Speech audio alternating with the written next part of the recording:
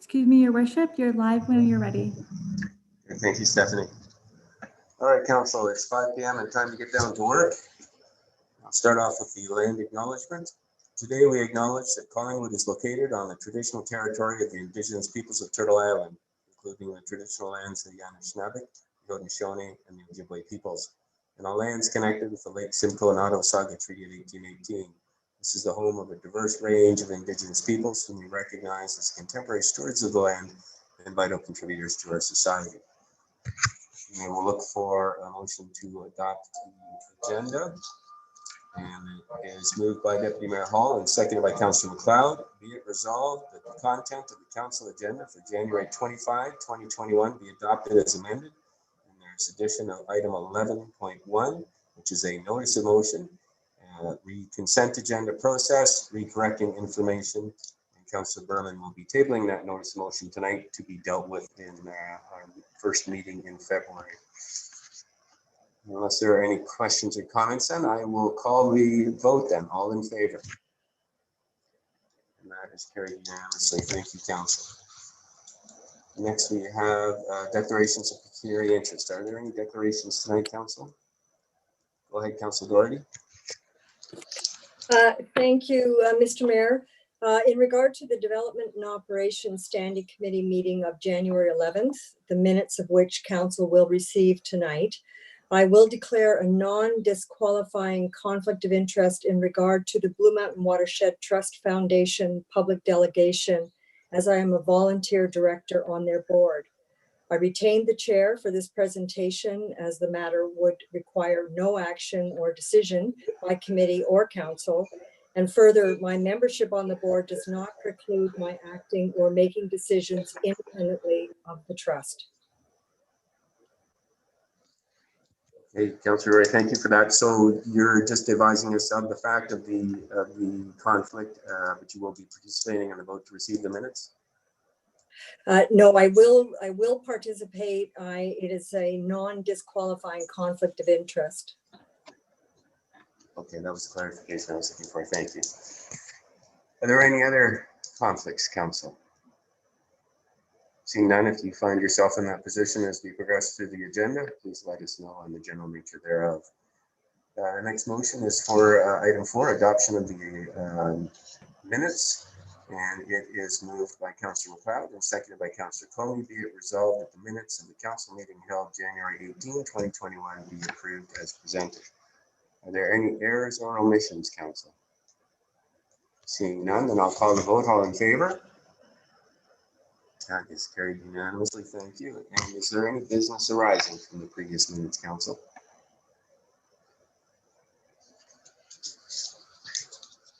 Seeing none, then we will move on. And the next item is item 5, community announcements, and we'll start with you, Deputy Mayor. Thank you, Mayor Saunderson. Just very briefly, I would like to extend congratulations to my fellow colleague, or our fellow colleague, Councillor McLeod, on the appointment to chair of the Nottawasaga Valley Conservation Authority for the next year. That is good news for the Conservation Authority and their board, and it's good news for the town of Collingwood. And I hope that my colleagues will not take it as in any way a sign of influence as it relates to Councillor McLeod's motion, which will be tabled later tonight under section 9.5. Thank you. We didn't see it that way at all, Deputy Mayor, and congratulations to Councillor McLeod. I was participating in the annual general meeting, and there was a wonderful presentation from Diane Sachs, former Commissioner of the Environment, I think, or the Conservation, or whatever they called that. And so congratulations, Councillor McLeod. We'll look forward to some very thorough updates. And that comes to you then. You're now on the spot. Councillor McLeod. Thank you. Just to clarify, Diane Sachs is the former Environmental Commissioner of Ontario. Just to get her title right. I have none tonight. Thank you. Thank you. Next, I have Councillor Comey. Thank you, Mr. Mayor. The lovely and talented Jasmine of Collingwood Community Cares Outreach is holding another winter coat drive. She is accepting winter coats and snow pants for all ages and genders. She is not accepting boots, mittens, or accessories. The donated items will be distributed by Community Cares to those in need free of charge. The easiest way to participate is to go to Collingwood Community Cares on its Facebook page, and you can comment or message Jasmine directly. And then secondly, I'd like to continue to extend thanks and appreciation to all of our teachers and families who are doing so much at this time, juggling having the young ones at home with the learning, and on top of that, all their own life and work needs, and as well to our youth. Thank you so much for staying at home and using up your parents' Wi-Fi. And that's it for tonight. Thank you. Thank you. Councillor Madigan. Good evening, Mayor Saunderson. I have nothing tonight. Councillor Doherty. Thank you. I just have three. The first is as part of our official plan review, a unique consultation opportunity is being offered just for families and youth. And it is scheduled for this Wednesday, January 27th, virtually. 1 p.m. is for families and 4 p.m. is for youth. And you can register online at Engage Collingwood. As well, EPCOR still has $30,000 in funds remaining in their COVID emergency assistance program for small business and for residents. You can contact EPCOR for more information or the Business Development Center. And note that even if you have applied before, the criteria have been relaxed somewhat. So go ahead and apply again. And also a reminder that the same assistance program is offered by Enbridge. And finally, the Town of Collingwood Transit Study is underway to determine routes and service requirements for the next 5 years. There will be a public information center session online on February 4th.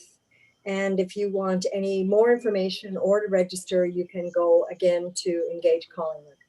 And that's it for me, Your Worship. Thank you, Councillor Doherty. Councillor Berman. Thank you, Mayor Saunderson.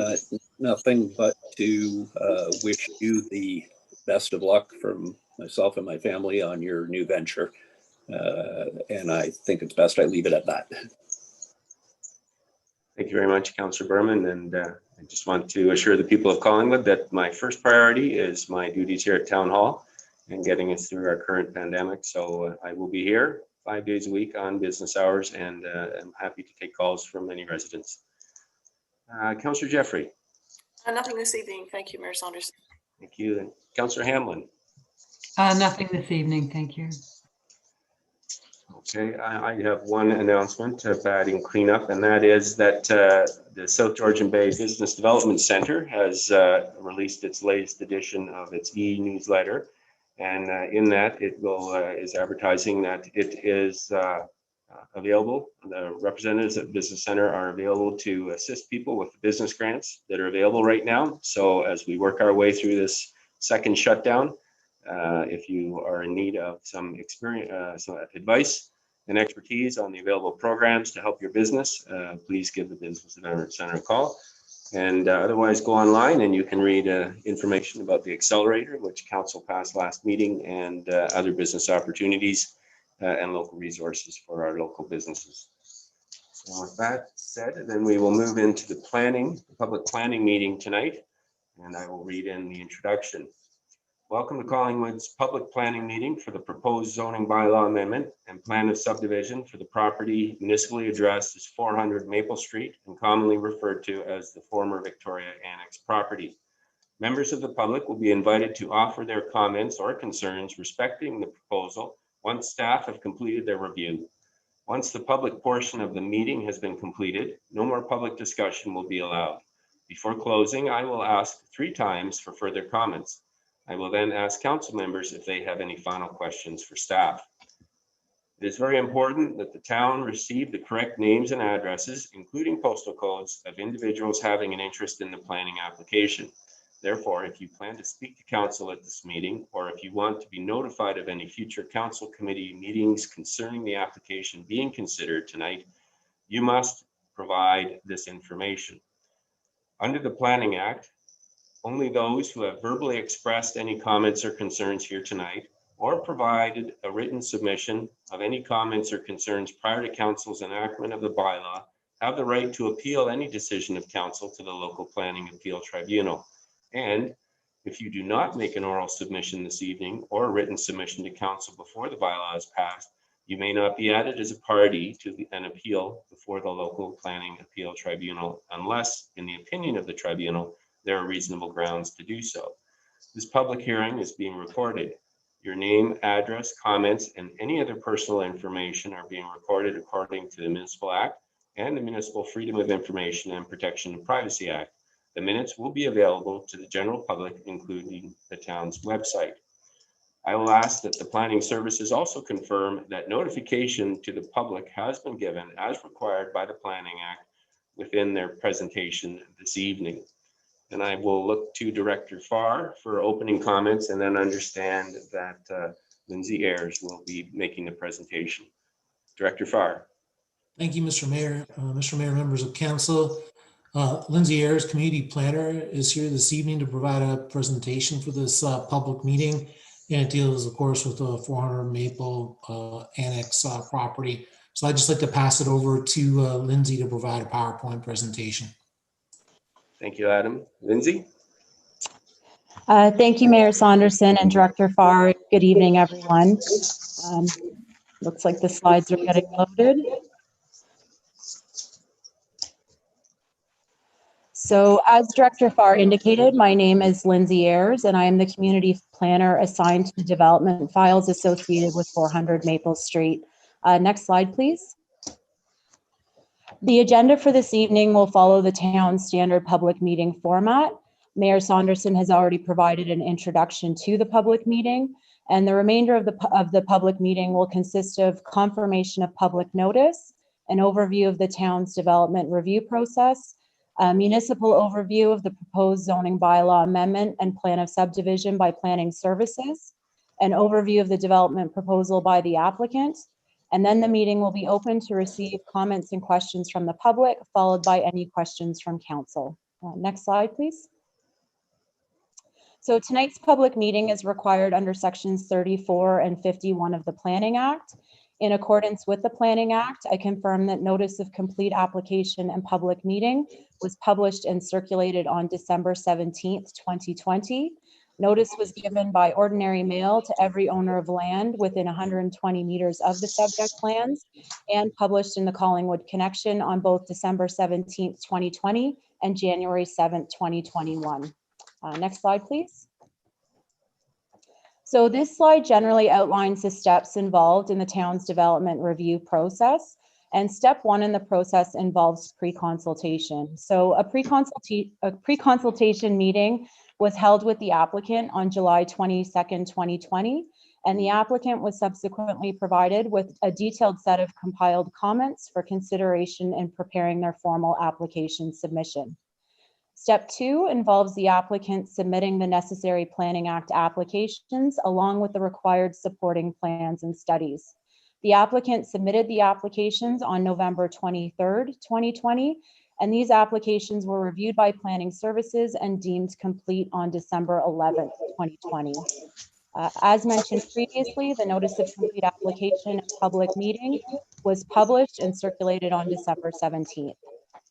Step three involves circulation of the application submission to various town departments and external commenting agencies for review and comment. And per step four, the applications are currently under review and comments are still being received from the commenting agencies at this time. And this brings us to step five, the statutory public meeting. And we are here this evening to receive comments from the public in response to the proposed development. And I will revert back to this slide later in the presentation to discuss next steps following tonight's public meeting. Next slide, please. So the applications currently submitted to the town in support of the proposed development include an application for a zoning bylaw amendment, an application for a draft plan of subdivision, and an application for site plan control. As previously noted, these applications were submitted on November 23rd, 2020. The applicant is Maple Street Limited Partnership, care of Georgian Communities, and the applicant's agent is their planning consultant, Mr. Colin Travis with Travis and Associates. The subject lands are municipally addressed as 400 Maple Street and comprise a total area of approximately 0.6 hectares. Next slide. So this is an aerial photograph of the subject lands taken in 2018. The subject lands are identified in red, and they are located north of 6th Street, west of Maple Street, and south of 5th Street. And they are located in what is commonly referred to as the Tree Streets area of Collingwood. Next slide. So this slide provides a summary of the current development proposal as it relates to the planning applications submitted. The applicant is proposing to rezone the portion of the subject lands containing the Victoria School Annex building from residential third density exception 38 to a residential third density exception zone, and to rezone the balance of the lands from residential third density exception 38 to a separate residential third density exception zone. It's important to note that the development proposal includes the restoration and reuse of the Victoria School Annex building, which is designated under Part 4 of the Ontario Heritage Act. The applicant is also proposing to subdivide the subject lands to create 9 lots comprised of 4 lots for single detached dwellings and 5 lots for 10 semi-detached dwellings, as well as 1 block consisting of 2 semi-detached dwellings in the existing Victoria School Annex building and 3 townhouse dwellings in what is being referred to as a coach house. And the proposed block is also subject to site plan control, and a site plan application has been submitted to the town in this regard. Next slide. So in terms of current applicable land use designations, the County of Simcoe official plan designates the town of Collingwood as a primary settlement area, which is where a significant portion of population and employment growth is to occur. Primary settlement areas are suitable for high intensification targets, public transit services, have full municipal services, and are to develop as complete communities. The town of Collingwood official plan designates the subject lands as medium density residential exception 3. And this site-specific official plan designation was the result of an official plan amendment approved by the town and adopted by Simcoe County in 2012. Uses permitted in the medium density residential exception 3 land use designation are limited to single detached dwellings, semi-detached dwellings, townhouse dwellings, and 1 walk-up apartment dwelling consisting of a maximum of 7 units. And a maximum of 19 dwelling units are permitted on the subject lands. The applicant is proposing a mix of single detached, semi-detached, and townhouse dwellings with a maximum of 19 dwelling units proposed. The medium density residential exception 3 designation also contains policies that require the architectural design of buildings and landscape design be sympathetic with the character of the existing Victoria School Annex building and the adjacent residential neighborhood, and that architectural and landscape design guidelines shall be completed to the satisfaction of the town as a condition of draft plan approval of the plan of subdivision. And I also wish to note that the subject lands are located within the Collingwood intensification area, which consists of the older, built up, and primarily low density designated areas of Collingwood that are particularly well suited for residential intensification, given their existing infrastructure and concentrations of community services, amenities, and employment. Next slide, please. So the town of Collingwood zoning bylaw zones the subject lands as residential third density exception 38. And this site-specific zoning was the result of a zoning bylaw amendment adopted by council in November 2012. As per the image on the right-hand side of the screen, and I appreciate it's difficult to read the font, But it's to illustrate that the current site-specific zoning is based on a previously proposed condominium development. The zoning includes site-specific provisions related to detached accessory buildings, parking provisions, and building setbacks and envelopes very specific to that development. So in order to facilitate the current development proposal, the applicant requires a zoning bylaw amendment. However, the applicant is not seeking to change the parent residential third density zoning. Next slide, please. This slide is intended to provide council and members of the public with an image of surrounding land uses. So as you can see, the subject lands outlined in red are surrounded by lands zoned residential second density, which are predominantly comprised of single detached dwellings in this area. Next slide. So the following several slides are included to illustrate the existing neighborhood context surrounding the subject lands and to provide architectural renderings that depict changes to the proposed streetscape. So this image here is the Maple Street streetscape adjacent to the Victoria Annex site. And the next slide.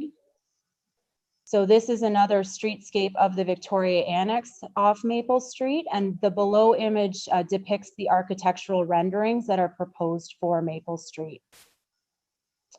Next slide. So similarly, this image captures the existing neighborhood context of 6th Street adjacent to the Victoria Annex site. And the next slide illustrates the 6th Street streetscape, as well as the proposed streetscape as per the architectural renderings that have been submitted. And lastly, but certainly not least, this photo depicts the 5th Street neighborhood context adjacent to the Victoria Annex site. And the next slide, again, illustrates the existing streetscape, as well as the proposed streetscape using the architectural renderings submitted. Next slide, thank you. So as previously mentioned, the present zoning is very site-specific to a previous development proposal. So the applicant is proposing to rezone the portion of the subject lands containing the Victoria School Annex building and the 3 townhouse dwellings from residential third density exception 38 to a residential third density exception zone to permit a condominium development with a maximum of 2 semi-detached dwellings and 3 townhouse dwellings with access off a private road fronting Maple Street. To also recognize the existing 0.3 meter rear yard setback for the Victoria Annex building, and to establish minimum setbacks for the proposed 3 townhouse dwellings, including 1.5 meters from the east property line, 8.7 meters from the west property line, and 2.5 meters from the south property line. And the proposed zoning would also recognize this portion of the lands as one singular property for the purpose of determining conformity with the provisions of the zoning bylaw.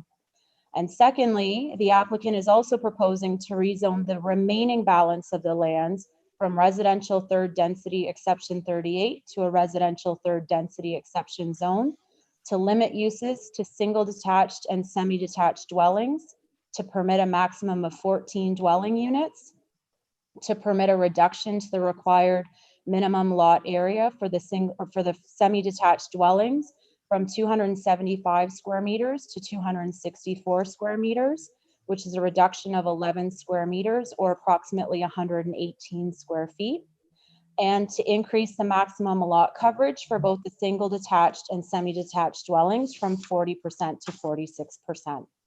Next slide. The applicant has also submitted an application for a plan of subdivision and is proposing to create 9 lots and 1 block. The proposed 9 lots are comprised of 4 lots for single detached dwellings and 5 lots for 10 semi-detached dwellings. And just to orient you, the 4 single detached lots are proposed on each corner of the subject lands, being lots 1, 3, 7, and 9. And the semi-detached lots are located in between the proposed single detached lots. The proposed block, which is outlined in blue on the screen, is comprised of 2 semi-detached dwelling units within the existing Victoria School Annex building and 3 townhouse dwelling units located in the proposed coach house. Next slide, please. So this slide includes the proposed site plan, which illustrates additional details such as the proposed building locations and setbacks. It is important to note that the site plan application submitted in support of the development proposal only pertains to the proposed block containing the Victoria School Annex building and the proposed 3 townhouse dwellings, as development of single detached and semi-detached dwellings outside of the Pretty River flood fringe is not subject to site plan control per the town's site plan control bylaw. Next slide, please. So as I mentioned previously, this development proposal is still under review by town departments and commenting agencies. So comments are still being received. To date, comments have been received from the Ministry of Transportation, Nottawasaga Valley Conservation Authority, Bell Canada, and Simcoe County District School Board. And all of these commenting agencies have indicated they have no objections to the proposal and/or they have requested standard conditions for draft plan approval. Planning Services has also recently received third-party heritage peer review comments from Sue Murdoch Historical Consulting, which are currently being reviewed. And it is anticipated that additional technical comments will be provided as review of the development proposal continues. And these comments will be shared with the applicant so that they may be addressed accordingly in the future. Next slide. So the town has also received 3 sets of comments from the public prior to these presentation slides being prepared.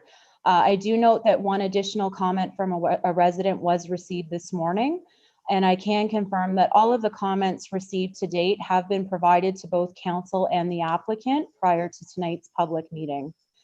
Concerns raised to date generally include density of the development, the size, style, and type of housing proposed, the type of residency, such as full-time ownership versus part-time ownership, impacts of lighting on surrounding properties, snow storage and associated drainage concerns, tree preservation, pedestrian safety, parking, increased traffic, neighborhood appearance, location of garages, and the number of driveways proposed on the surrounding streets.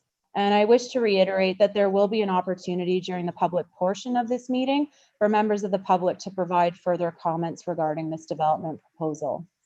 Next slide. So there are several key issues that are being tracked through the development review process.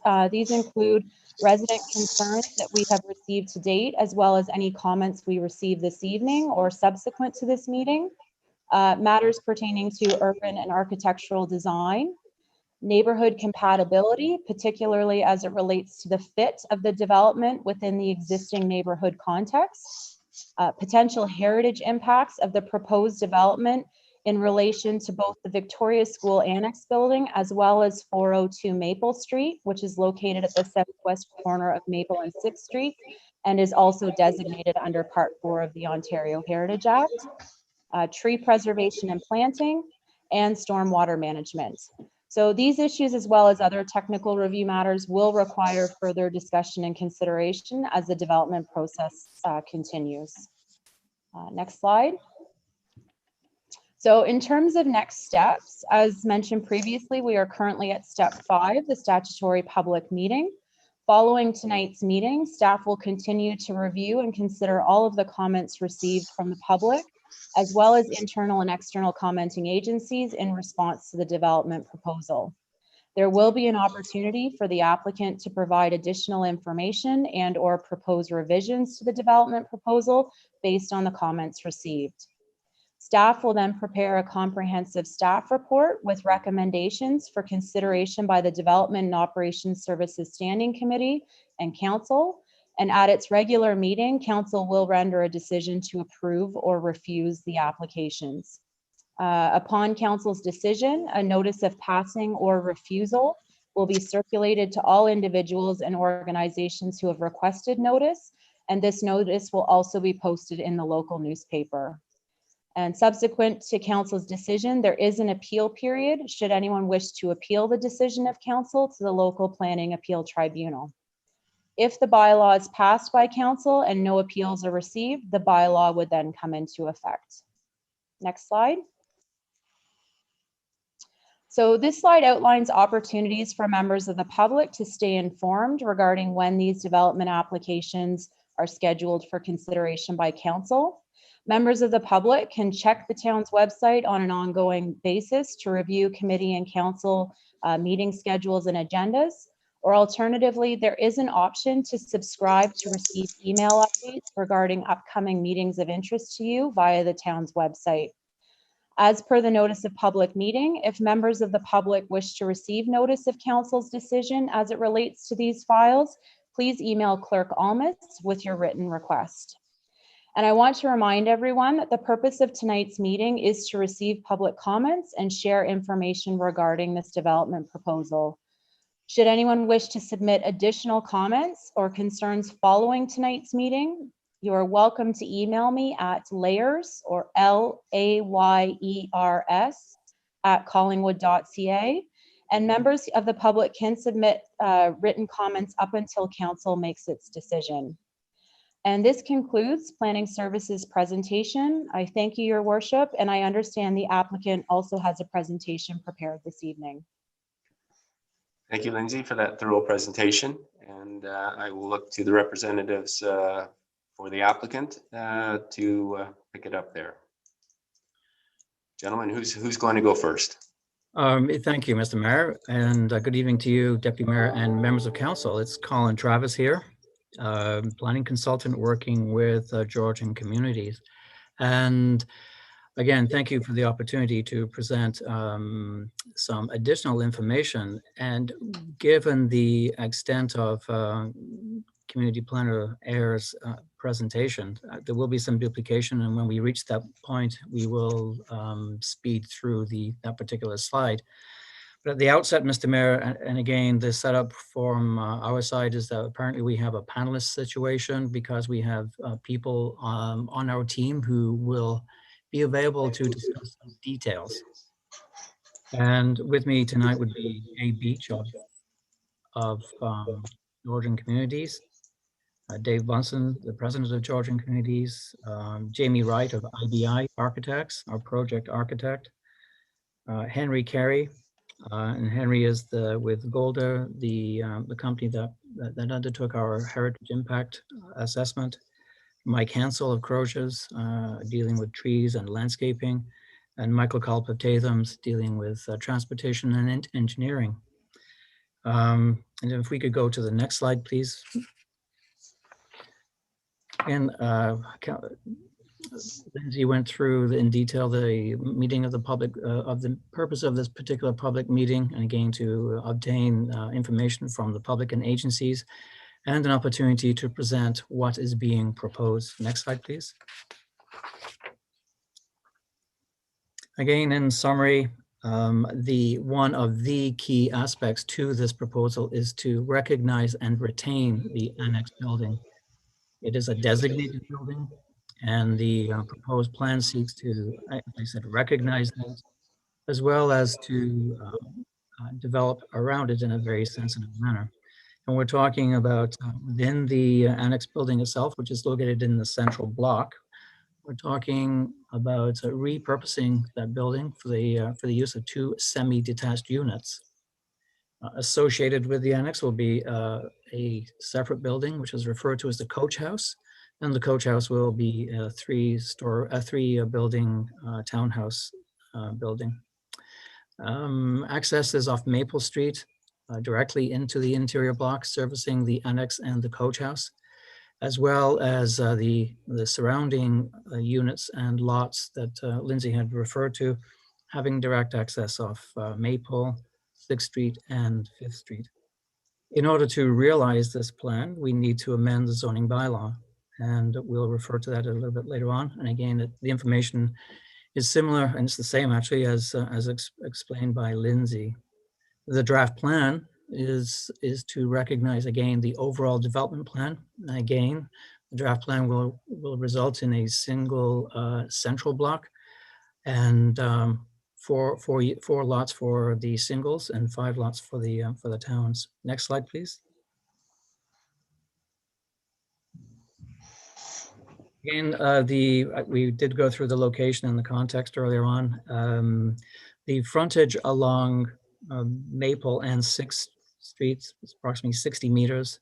The frontage along Maple, about 99 meters, and the overall site area comes in at about 0.6 hectares. Next slide, please. Again, we're heavy on graphics this evening because not only are we talking about the use, we're talking about a visual and neighborhood impact. So we will be making a lot of use of photographs. And again, the overall area is characterized by single detached dwellings, although we're located within 2 or 3 blocks of downtown Collingwood. The single detached dwellings are characterized at various ages. They have the lotting pattern within the neighborhood varies. The building heights, there are bungalows in the area. There are 2 stories and a 2.5-story homes in the area. Can we go to the next slide, please? We've gone through that. Existing zoning, the part with the existing zoning, again, it is a result of a very specific application several years ago. And the proposed zoning at that time really clearly defined building envelopes for not only semi-detached dwellings and townhouses, but also the associated detached garages. And the number of building envelopes that you see identified on the right-hand panel illustrates how detailed that specific zoning was. The zoning that we see as existing also reflects the development approach that saw the project being serviced by basically 2 laneways, internal laneways. And of note is on the left-hand side, where the annex is, there was a proposed building to be attached to that annex in this earlier proposal. And a smaller walkway that would lead from the annex through to Maple Street. The existing zoning also proposes building setbacks that are fairly close to the streets. For example, along Maple Street, existing zoning would allow buildings at 1.2 meters to 2.5 meters. And similar on 6th Street, the zoning would allow, again, building setbacks ranging from 2 to 4.3 meters. We can go to the next slide, please. Again, as I've described before, the overall draft plan is, again, to retain the annex within the central block as block number 10 on the proposed draft plan. 2 semis and 3 towns, as I've mentioned. The perimeter lotting to account for and allow for singles and semis. And the total unit yield on the project remains at 19 units. Next slide, please. The proposed zoning bylaw schedule is seeking, it'll be, what we're proposing is somewhat simpler, more simple, but the frontages or the yards along Maple and 6 are increased from around 2, increased to 4.5. That would allow for a front building setback of 4.5 meters and a recessed garage or a recessed or a detached garage on the lot. The coach house in the previous proposal represented an attachment to the annex building, and we are detaching that. So the coach house or that part of the project will have an increased setback from the west yard from 1.2 meters to over 8 meters. Next slide, please.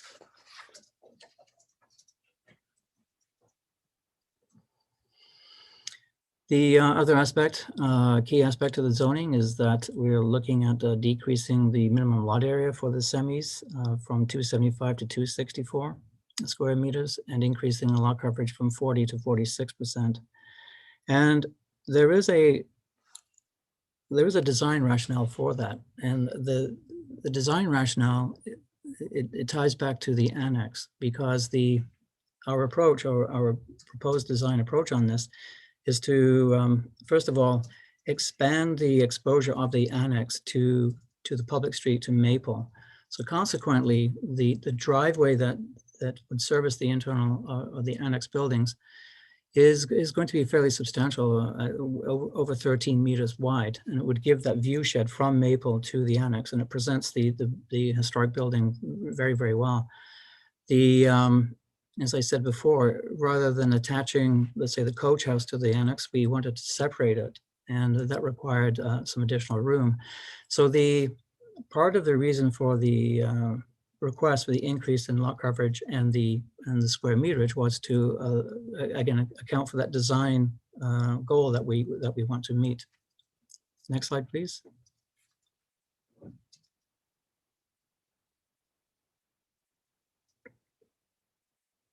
Are you seeing the slides, Mr. Mayor?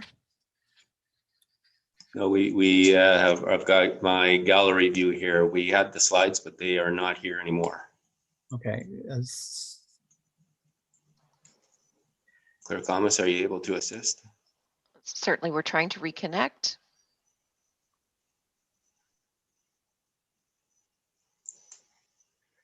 And while we're waiting, I'll just point out for our viewers that Colin Travis, it says Town of Collingwood, but Colin is a planner for the applicant. He's not representing the Town of Collingwood. Thank you, Mr. Mayor. I was attempting to navigate the menu on your website and wasn't able to do that. Nope, no problem, Mr. Travis, and we're back. So thank you for that, Stephanie. Thank you, Stephanie. If we can go to the next slide, thank you. And the next one, yeah. So when making applications, and going through the pre-consultation process with the town staff, several studies are identified, and this application is no exception. And given and again, we really understand that the importance of this particular site and the need to focus on again neighborhood fit and architectural sensitivity. So the list of supporting studies, a lot of them are standard. You know, for example, the geotechnical, the first submission of civils, the stormwater management report, functional, architectural filing. We have that's filed with the ministry, and the planning justification report. But the one report that is again key for us, and one that we have taken a lot of our lead from, would be the heritage impact assessment, which is one of the first key documents that was identified by staff as absolutely necessary, and we've included that. And following from that would be the architectural guidelines prepared by IBI, again under that mantle of the heritage impact assessment, and again the tree and the landscape assessment by Mike Hensel at Grocers. The next slide, please. I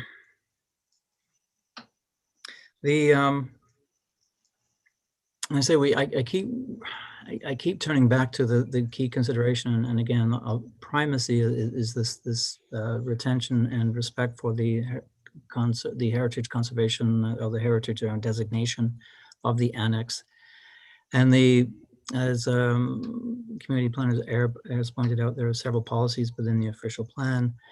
And overall, we respectfully, our position is that we are complying with the official plan insofar as not just those land uses, the 19 units, or the fact that the official plan allows for singles and semis and towns, but the key considerations under the heritage conservation policies. Again, incorporating the annex in our design, incorporating and maintaining that, and proposing site planning and architectural treatments of the buildings that we're proposing that are complementary to the annex, but also picking up on key features that we find in several buildings within the neighborhood. And these are further reflected, as I said, in the urban design report that was submitted, in the architectural guidelines, as I said, the HIA. The next slide, please. I'm going to turn this over now to Henry Carey, who authored our HIA, and I'll let Henry walk through a summary of his findings and observations, Henry will then turn the, Mr. Mayor will turn the podium over to Jamie Wright of IBI. Again, we're focusing on the design end of things here to explain where we're coming from and how we arrived at certain things.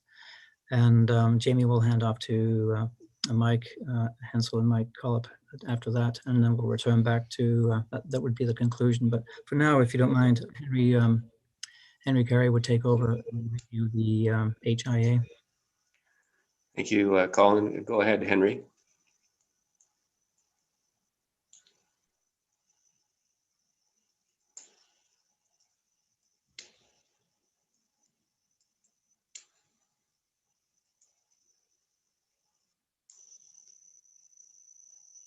Do we have that link?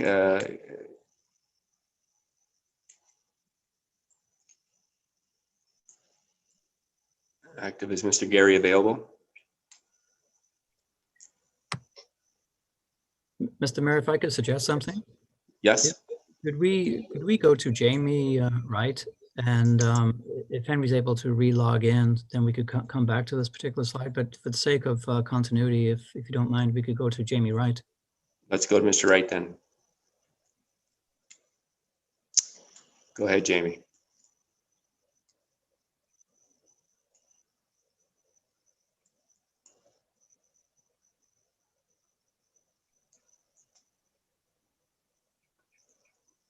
Do we have Mr. Wright with us?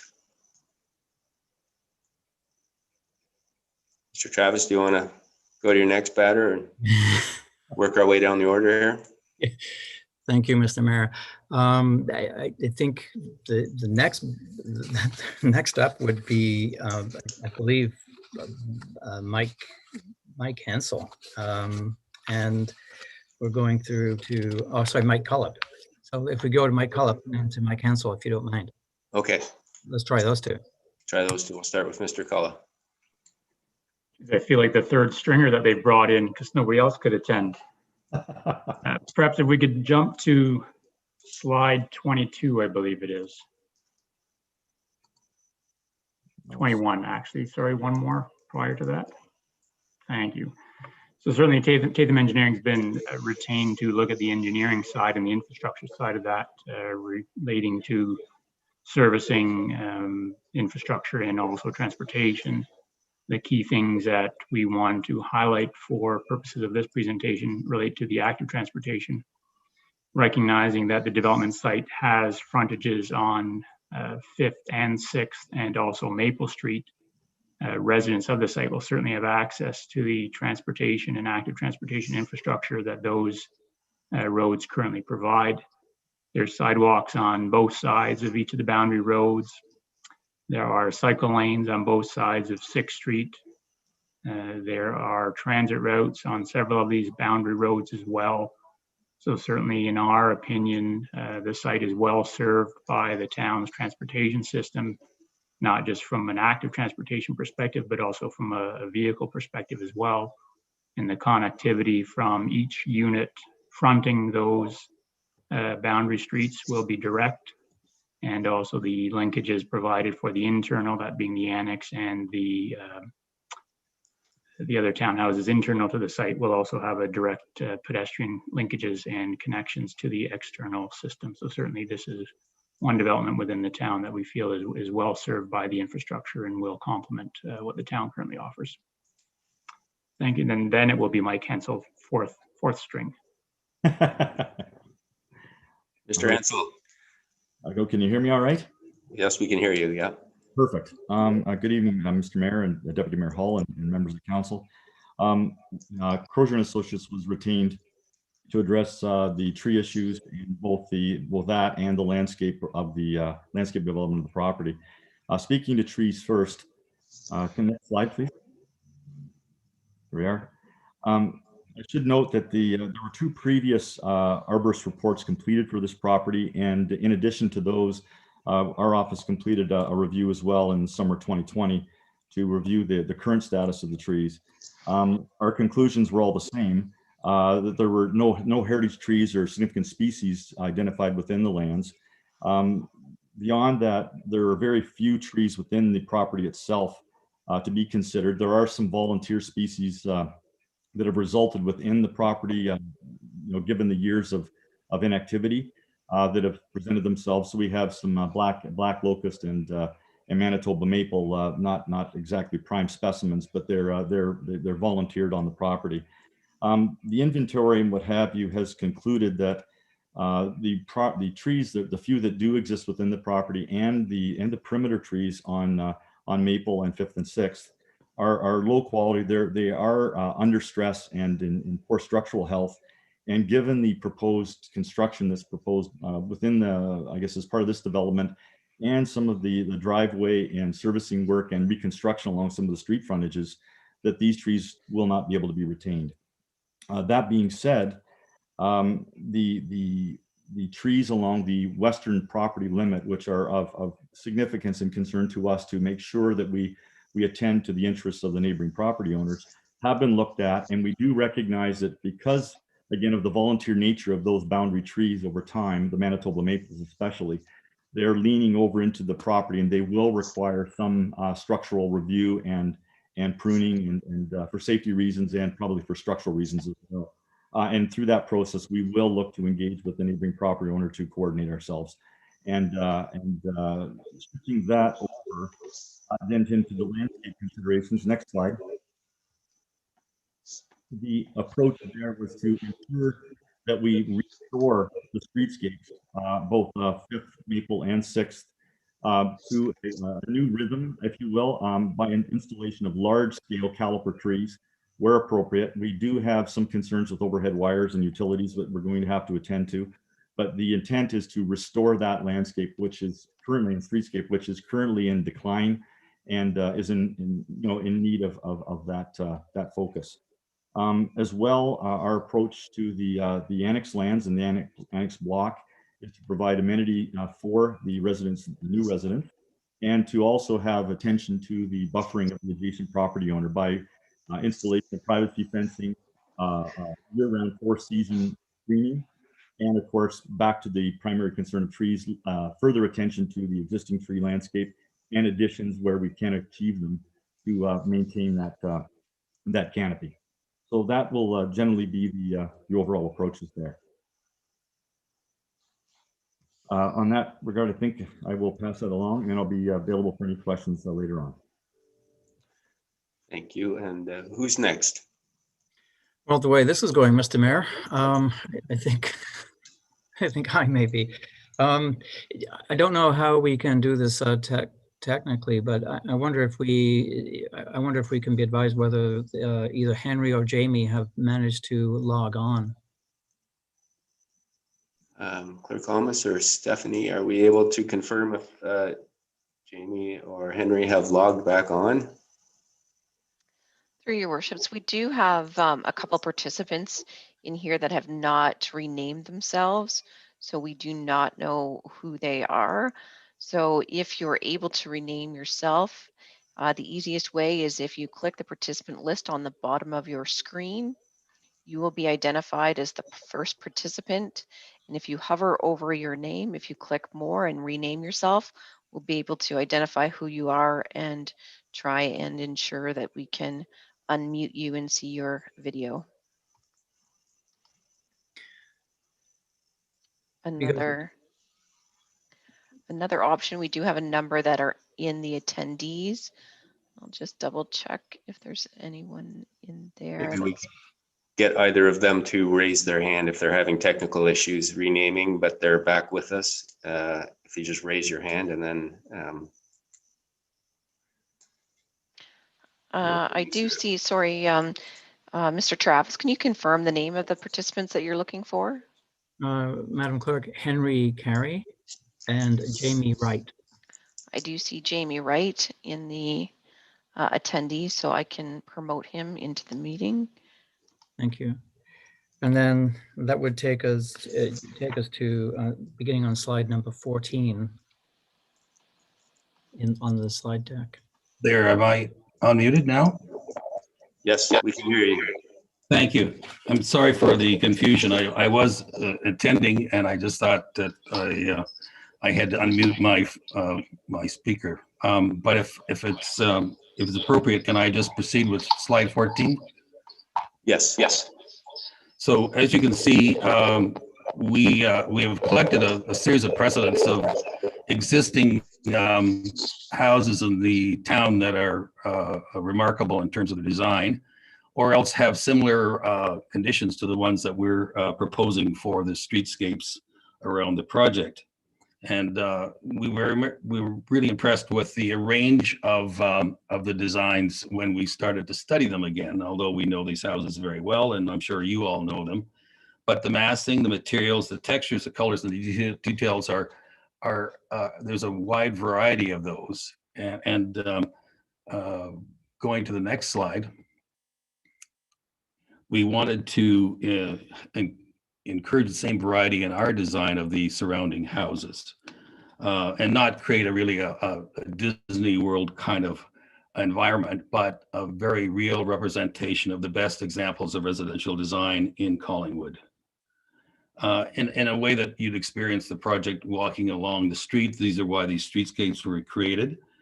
And for instance, on Maple Street here, you see focused on the Annex building itself as looking down the new driveway towards the Annex building, you see the houses to either side.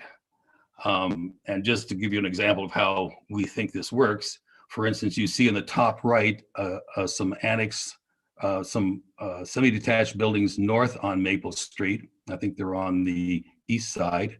And they look very much like what we're proposing, for instance, for the semi-detached series of houses directly below that.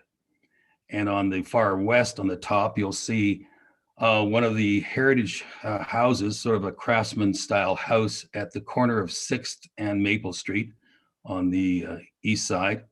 And if you look down, you'll see the house that we proposed immediately opposite that picks up the same kind of roofscape, porch detail, and general architectural design. Next slide. Going to 5th Street is a very similar exercise. You can see in the middle up above a taller but a semi-detached unit housing house that's nearby. I think it's on the street to the east. And below that, you'll see our version of that semi. The slide on the left top is showing the range of brick colors that are available in town. So there's a buff brick shown in some of these examples below. And to the right, there is a single house that is on the westerly boundary of 5th Street.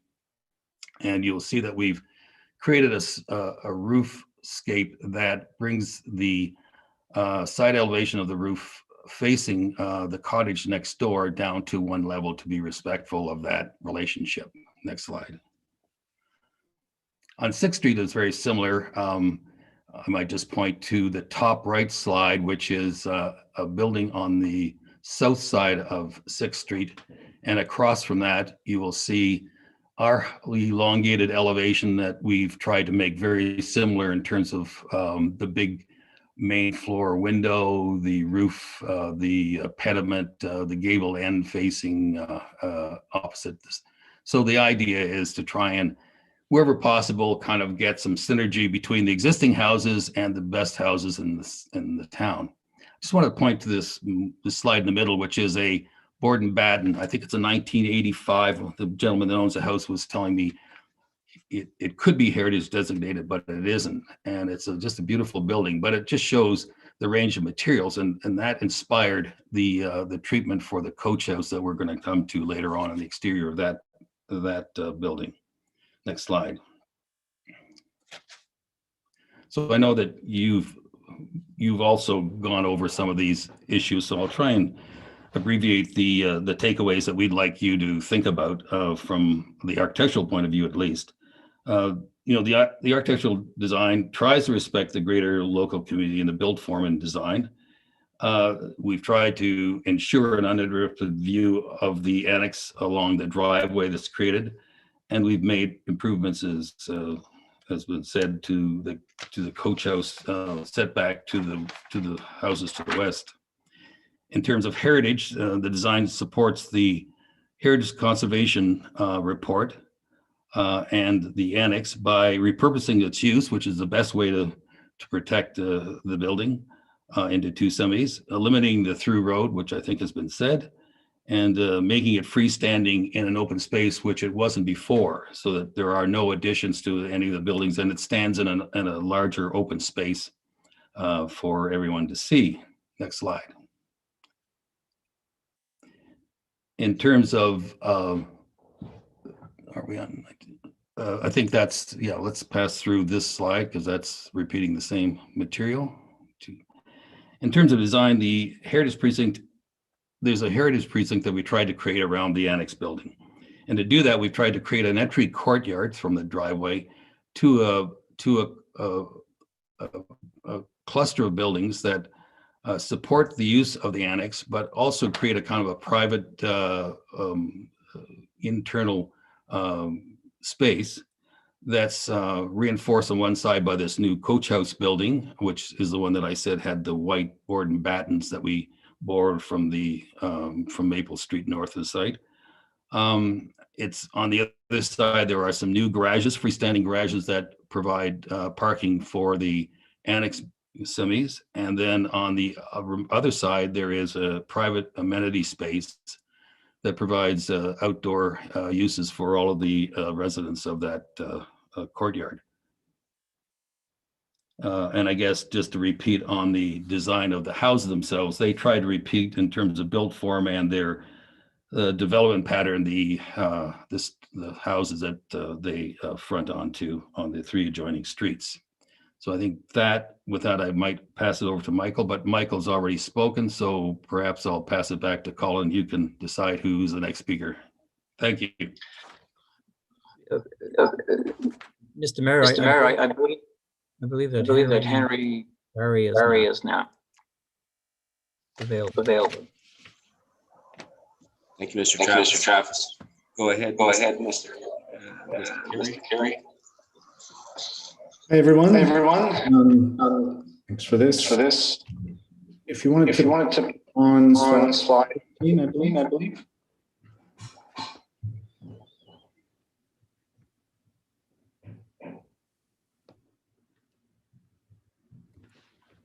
My apologies. Could you just repeat what slide you were looking for? Colin, I think it's 14, right? The heritage one. Slide 13. 13. Yep.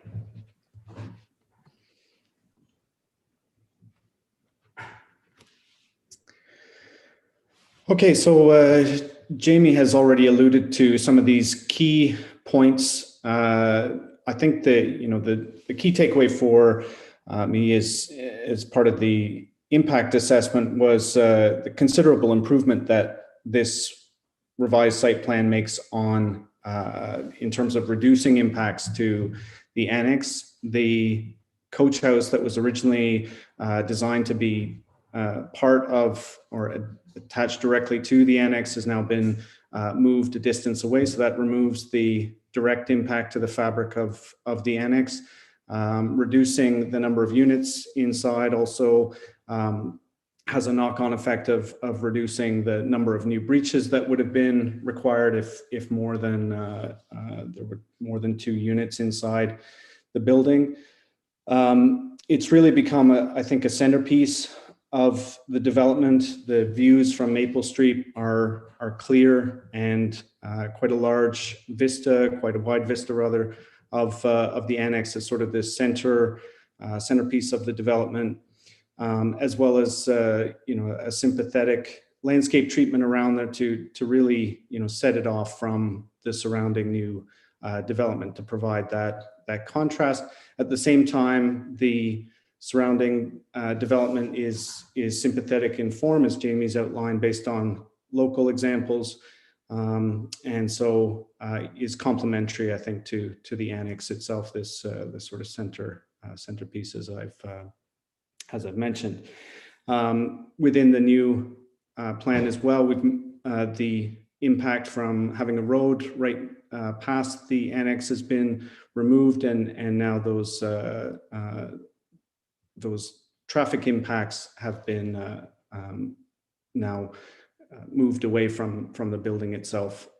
which will have, in terms of long-term effects, will prevent it from suffering from vibration from vehicle traffic and that kind of thing. So it's again, the annex has been central to the planning, I think, and is going to be well conserved as part of this planning.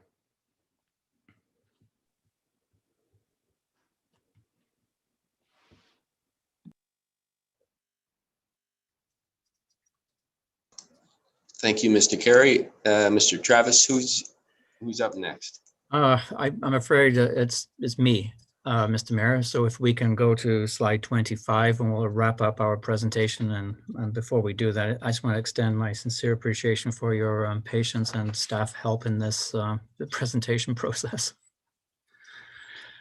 Again, wrapping up, I just want to emphasize the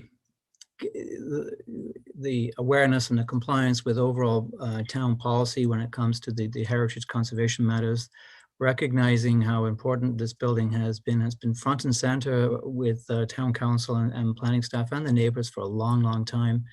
I believe that with the plans that we're proposing, and the proponent has the wherewithal and the ability to carry this off and to ensure that this building is conserved and preserved, and what's built around it is very sensitive to that.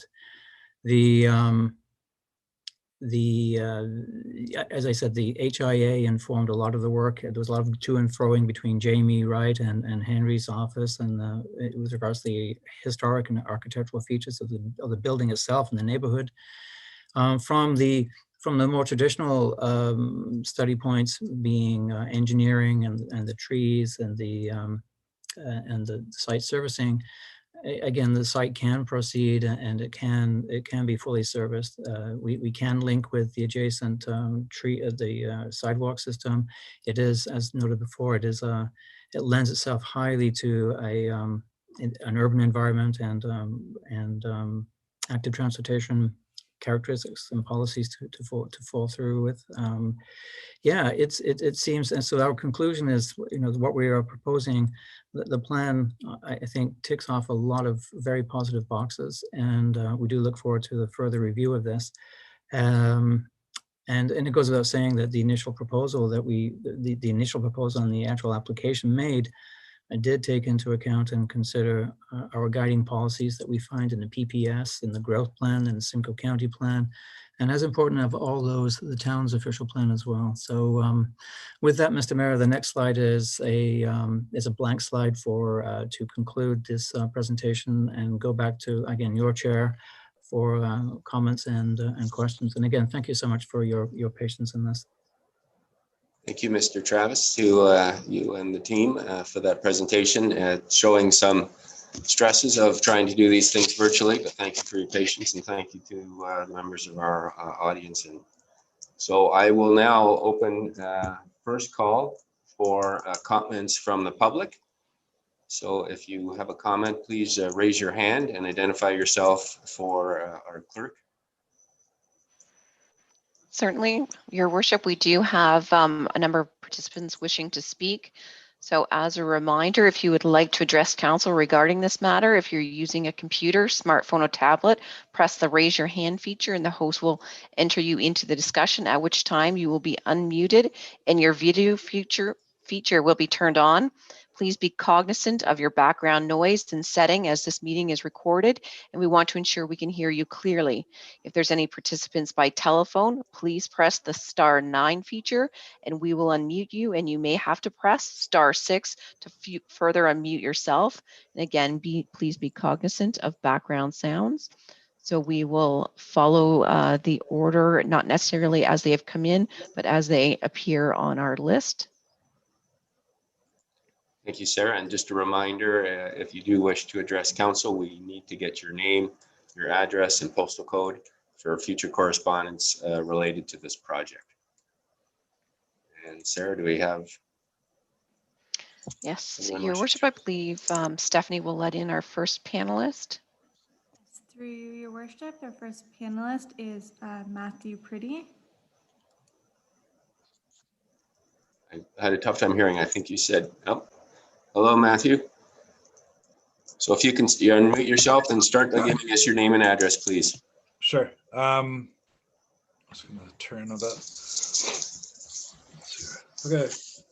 It's Matt Preddy, Town of Collingwood, 304 Minnesota,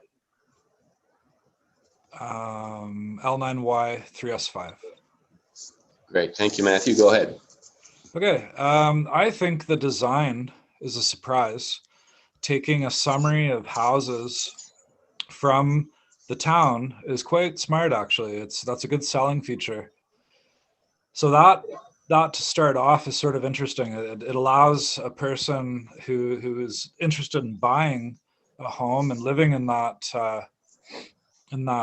block of town to take interest in that. I like how you can see clearly into the field at the older building. I think that's interesting. Yeah, obviously the lights. I know since LEDs came into play, the LED lights for some persons has been a bit of a change from the more dull light that had a different effect. I'm wondering if any sort of like generic landscaping, like bushes, low bushes, preserving some of those older trees could be difficult. It might be wise to add some fill and earth onto those trees when work commences, and to maybe fence around the older trees that are around the block.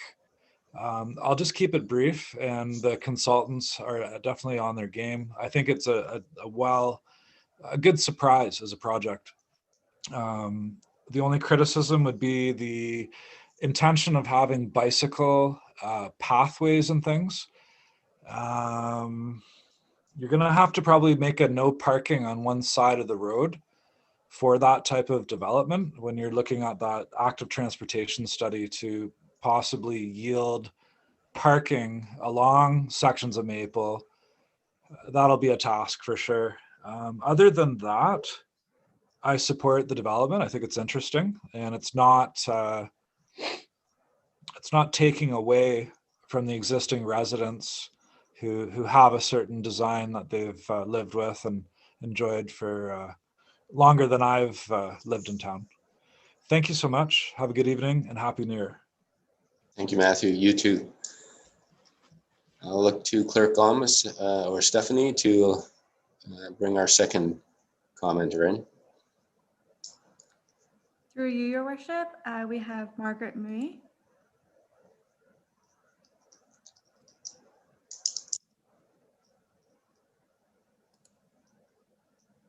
Hello, Margaret. Can you hear us?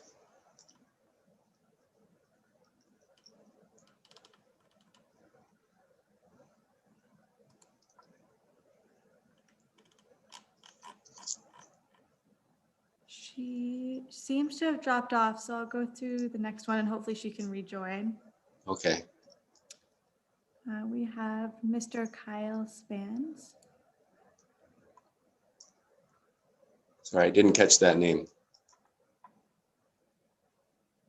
Mr. Kyle Spans. Okay.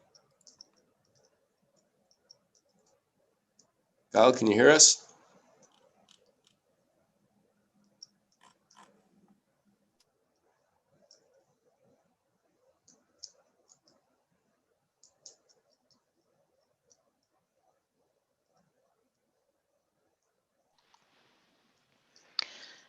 Sarah? Your worship, I'm wondering if it might be simpler if we not promote them to panelists and we just unmute them at this point. It appears to be once they're promoted to a panelist, they've been dropping off their connection. Okay. All right, let's do that then. And maybe I'll ask any of our current panelists who aren't participating right now, maybe just to cut off their video if it's having any impact on our bandwidth.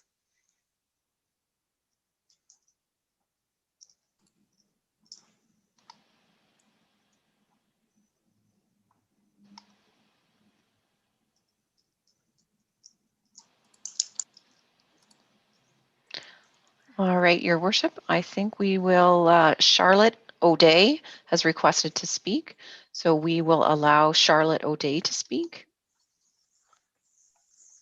Thank you, Sarah. Charlotte, can you hear us? Okay. Can you hear me? I can hear you. Yes, we can hear you. And just Okay. for format, if you can just state your name and your address and postal Yeah, code. Charlotte O'Day, 24 Surfside Crescent, Collingwood, L9Y 4Z8. My concern is always green space, as some of you know. So my question for Mr. Travis is, can you point out, is there a slide there that could point out the actual green spaces that you're providing for your site plan and for the people who are going to live there? For example, how large are the backyards? Are there any backyards? And you mentioned something like internal open space amenity provided. And what's that? And how big is that? Are we just squeezing all these people in there? Although it looks very beautiful, you still have to live there. You have to come out, get some fresh air, meet your neighbors. So I'd like to just have some information on that green spacing. I've lived in condominiums a lot. They're not all equal. So I'd like to know about that, please. Okay, well, I think what we might do, Charlotte, is take all the questions, and then at the end, we'll allow the developers, the applicants, people to respond. Given the technical issues we're having switching back and forth, I think for ease of reference, what we'll do is we'll get all of your concerns and questions down, and to the extent that they can be answered by the developers representatives at the end, then we'll do that. Failing which, they will be responding. They have your identification, your address to respond at a later date. Sounds good. Good. Thank you very much for your input. Clerk Almas, who's next? Certainly, Your Worship, our next participant has been identified as Kath, so we will allow Kath to speak. And if she can confirm her full name and address, that would be great. Thank you. Kath, can you hear us? Hi, Mayor Saunderson. Thank you, Sarah. My name's Kathleen Knoll. I'm a resident at 43 7th Street. I have a specific question in regards to engineering. We have a very, very high water table in this area. I have put an addition on my home, and I'm concerned about flooding. So it's probably specific to how are they designing the site to allow for drainage. We've been lucky, we've had natural green space over an acre to allow for drainage in this area. And I know I have a sump pump that goes pretty much all year round, not obviously in the winter. And we have had a neighbor who's had recent flooding. And I know there's issues in regards to the climate and drainage in the area. So it's a specific to stormwater, I guess, is green space and drainage. So flooding prevention is my biggest concern because I live in the area. Thank you. Thank you, Kathleen. And we've got those concerns down for response. I'll put out the second call then. Second call for public comments on the presentation we received today. Thank you, Your Worship. We have David Fletcher. David, welcome. Can you hear us? Your Worship, Saunderson, Council, staff, thank you for the opportunity to speak this evening. Hopefully you can hear me. Yes, we can hear you. David, if you, I know it sounds contrite, but if you can just repeat your name and your address, please, just so we have it on our records. My name is David Fletcher. I reside at 136 Augusta Crescent in the town of Blue Mountains, L9Y0K7. Excellent. Thank you very much. Go ahead. You might ask, why would somebody from the town of Blue Mountains have any interest in this development? It's purely selfish. I'd like to reside in Collingwood. My wife and I are actively looking to relocate and move a little closer as we get a little older. We have looked at this property for some time, and it is truly a gem, and I compliment the presentation. I may not agree with everything, but it's certainly professionally done. I do believe that my comments would not be appropriate to critique what's going on in the town of Collingwood, primarily because I'm not a taxpayer or a ratepayer. But as a potential purchaser and somebody who wants to live in Collingwood, I just point out a few things that I'm looking for in regards to relocation. And certainly the location of 400 Maple Street is prime. Personally, I'm surprised that it would be R3 zone, but that's another issue, and that train may have left town. Collingwood, as we know it, and we've lived in the area for close to 17 years now, is predominantly a vehicular community. You don't have to look too much further than Shoppers Drug Mart to see how a little wee bit of growth on one side can change the parking dynamics of the community. We're looking for some place that we can walk to supper, walk to our place of worship, and perhaps to the curling rink or to our bank, etc. It's a prime location. There's a number of questions that would come up, such as the parking as proposed looks like it's 20 feet of driveway space. The average, I believe, in the Collingwood area has about 1.75 vehicles per household. You take 18 units and you have somebody over, you could easily be looking at increased parking in that very small area of 40 cars. Certainly if we get COVID over and a few people want to play bridge, you're going to have some parking dynamics. So, as a prospective buyer, I'm looking for something that has good parking, looking for property that protects my value. For instance, in the condominium side of the application, there'll be some rules and legislation within the condo corp that would protect the buyer. For instance, I believe R3 zoning, and the staff could comment on that, would allow somebody to run a bed and breakfast in one of those small units. That could create some interesting dynamics. So those would be the things that, as a prospective buyer, you'd be looking at. Correct me if I'm wrong, and I certainly hope I'm wrong, but there's not an R1 piece of property or R2 zone piece of property within the Tree Streets or the immediate area in Collingwood for sale. I suspect the builder is probably not interested in working with anybody on any customization or semi-customization of the build-out. I've written 2 letters to Georgian International, of which neither of them have been responded to, asking the developer if they would consider telling me what areas of customization would even be available in the project. I'd like an energy efficient home. I'm looking for something that's modern design. Just like to know what they're going to build, and yet to be responded to, which is a bit disappointing. But the most important thing, and one that I would ask as somebody that's going to move to town, economically, whether there's 14 units or 18 units, it's irrelevant. The taxation number doesn't change. The revenue comes in. I think the council will agree. It's based on the budget and the mill rate. And if the properties are worth more money, it's not changing anything. From the developer's viewpoint, if there were 13 or 14 units, they'd have considerably more pricing power. Cost of construction would be lower. My quick math says $60,000 to $80,000 more per household or per unit would reduce the build from 18 to 14 units and would maintain the same profitability for the developer.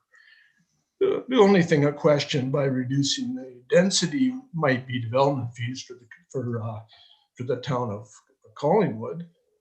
But you could argue, and I would argue, that development fees are to buy into the infrastructure.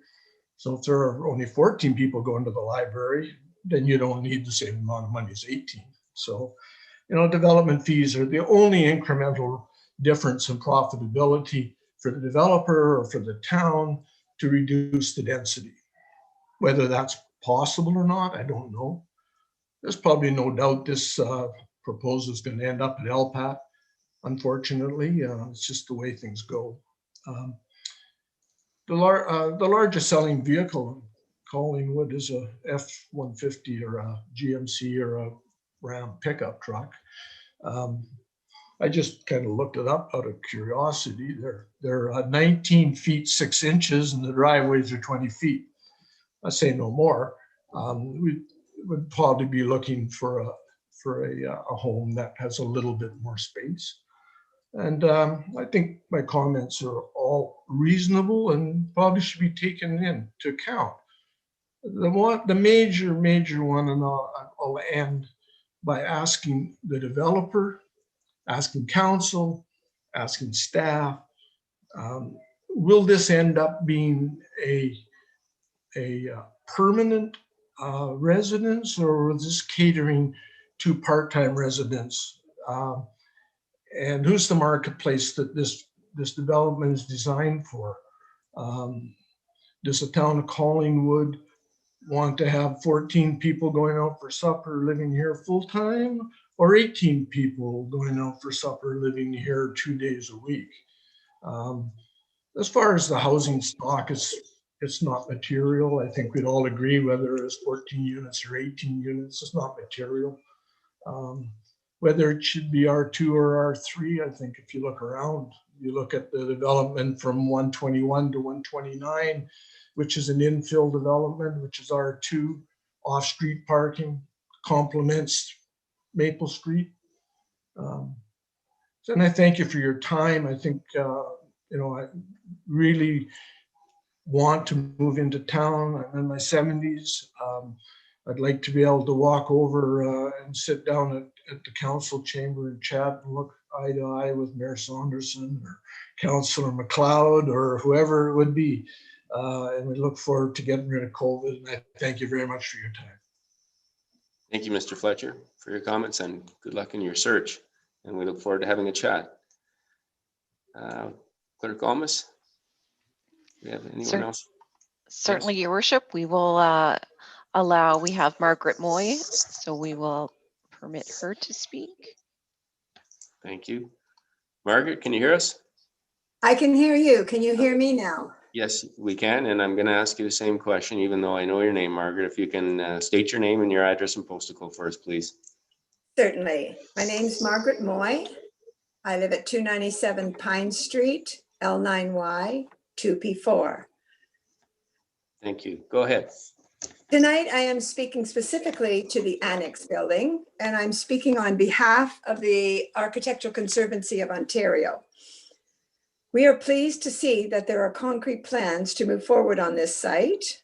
Not only has our local branch been advocating to preserve, to protect, and adaptively reuse this 1897 building for 12 years now, but also the provincial ACO office has placed this building on the interventions to protect list. We have expressed our concerns in the past about demolition by neglect, have advocated to have the property first put on the municipal list and then to have it designated. And we're happy that it's gone through the process with the town to be put on that municipal list and designated. We are also pleased with the new design of building the coach house as a separate unit. We have noted that the retained and improved sightline to the annex from Maple Street is more respective of the heritage building.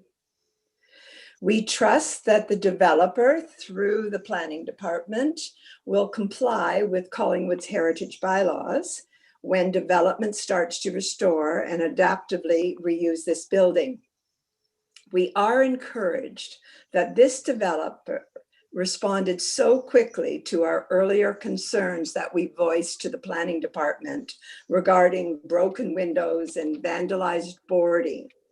They were there within a day with an aerial lift truck repairing it. So that stands in good stead. And finally, we just look forward to the day when we can notify the provincial ACO office to remove this property from the interventions to protect list. Thank you very much for listening to me. Thank you very much, Margaret. I will put out the third call for comments. So we have third call for comments. Your worship, we have Kyle Spans back available, so we'll allow Kyle to speak and join the discussion. Yes, good evening, Council. Can you hear me? Yes, welcome, Thank you Kyle. very much for your time. My name is Kyle Spans. I live at 417 5th Street, L9Y 1Y3. I'm part of a young family. I live here in Collingwood. I definitely support the development. I support any intensification and new housing in the area, given the housing affordability crisis. My suggestion to council would be to try and get creative and find ways to add more density to that site. For example, a lot of the comments I've heard could be addressed by reducing the parking minimums, because as the plan says, this is an area for intensification, and it is within walking distance of a lot of the town's amenities. So by reducing parking minimums, you could add, you could reduce the price of housing there and still make it more accessible to people in the town. And I would also suggest that perhaps by adding more density, it would increase the tax revenue from the site, which would also be more beneficial to the people of the city. Another idea is to perhaps ask the developer to partner with something like Habitat for Humanity in order to build some affordable housing on the site in exchange for allowing higher density. And so that's my comment in support of the development. Thank you very much, Council. Thank you, Kyle. Sarah? Your worship, we have one more individual requesting to speak, and her name is Jennifer. We will allow her to speak now if she could provide her full name. Welcome, Jennifer. Can you hear us? Hi.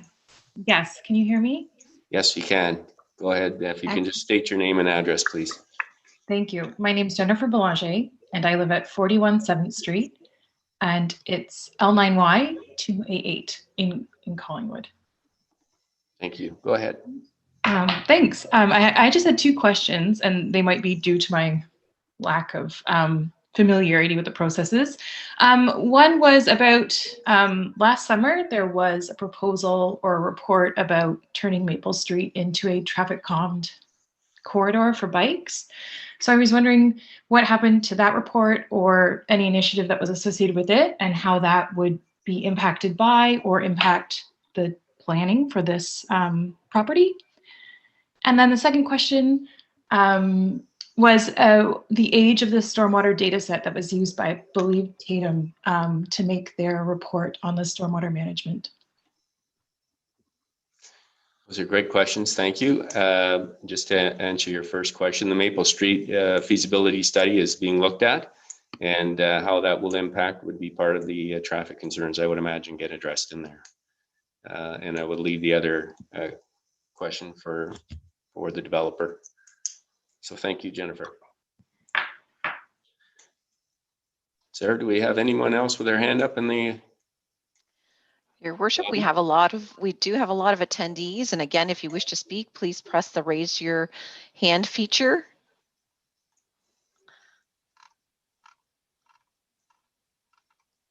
We have one more individual requesting to speak.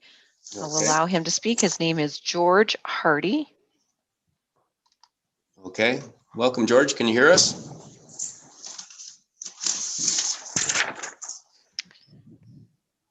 Yes, hello. It's actually Kathleen Hardy. My husband had to go to another meeting, so I've stepped in and I've been on the second half of the presentation. My name's Kathleen Hardy.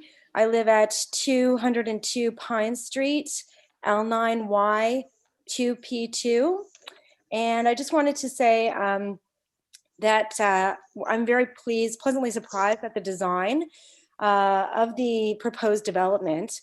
The part of Pine Street that I live on is heritage designated. So while my house is not a plaqued house, I am definitely well aware of the attention that the town and the Heritage Committee and the Conservation Authority led by Margaret and her colleagues pay attention to the streetscape in this immediate neighborhood. And I am very pleased to see how that is being reflected and respected in the proposed development. I should note that I'm also just so I'm thrilled that after how many decades, this property that has been sitting like a white elephant here in town is finally being appropriately developed. And it's probably not a coincidence that that is happening in tandem with the growth and that's happening here in Collingwood and the desirable, the stampede of people wanting to move to the immediate area. On that note, I, as a resident, would like to see the development happen sooner rather than later. The Monaco building across the street took many, many, many years to get to wind its way through to the state that it's at now. And for the residents, I'd prefer to just see this development that seems to be very well considered, and the developer has a great track record in the area proceed. So I guess I would just like to see this development get going and have that area developed as soon as possible. So that's my input, and I don't have any questions further, but I thank you for your time, everyone, and the hard work that's gone into this presentation this evening, and all of the due diligence that's been done by all involved. Thank you. Thank you, Kathleen. Sarah, we've had third call. Do we have anyone else who would wish to speak? Your worship, we do. We have Jay Sylvester would like to speak. Okay. And we will allow her to talk. Jay, can you hear us?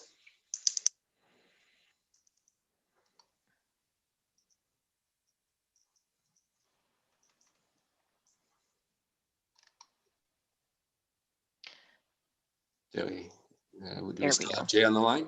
Jay, can you hear us?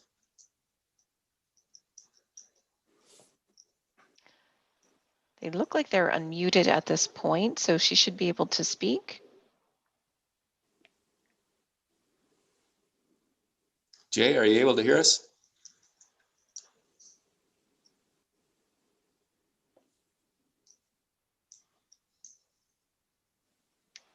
You must be having audio or microphone problems on the other end.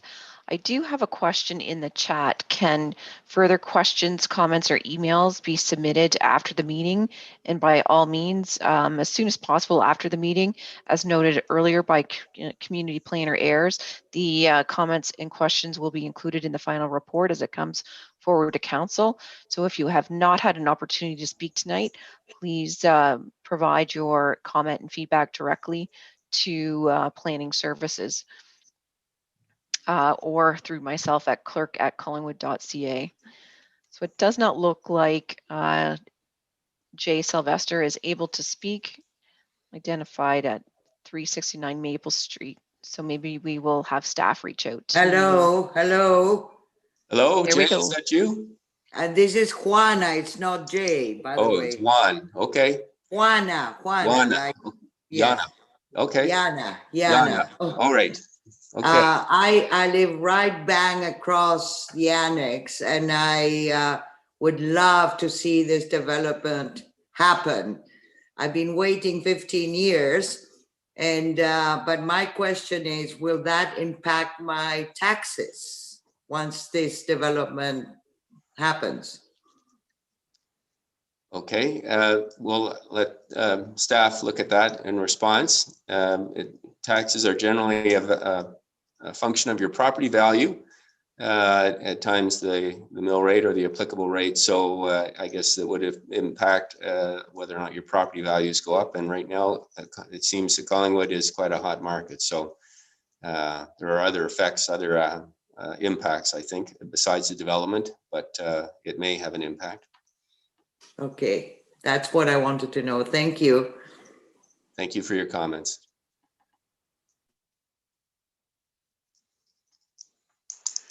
Your worship, it does not look like we have any further questions from the public gallery at this point. We do have a couple that's in the Q&A.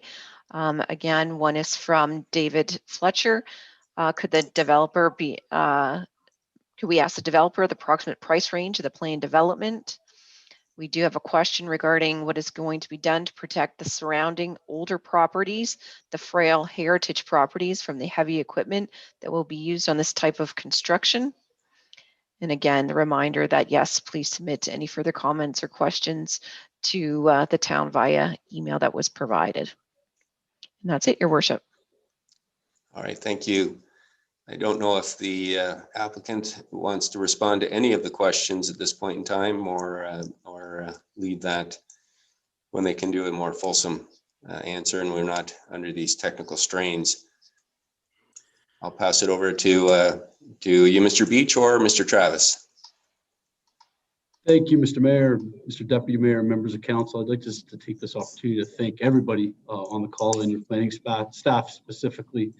It has been a pleasure to work with all of them, and we plan on committing to this project in its fulsome approval process. We're quite proud of it, and I'd like to, speaking on behalf of Georgia Communities, thank everybody again. So, thank you, Jay.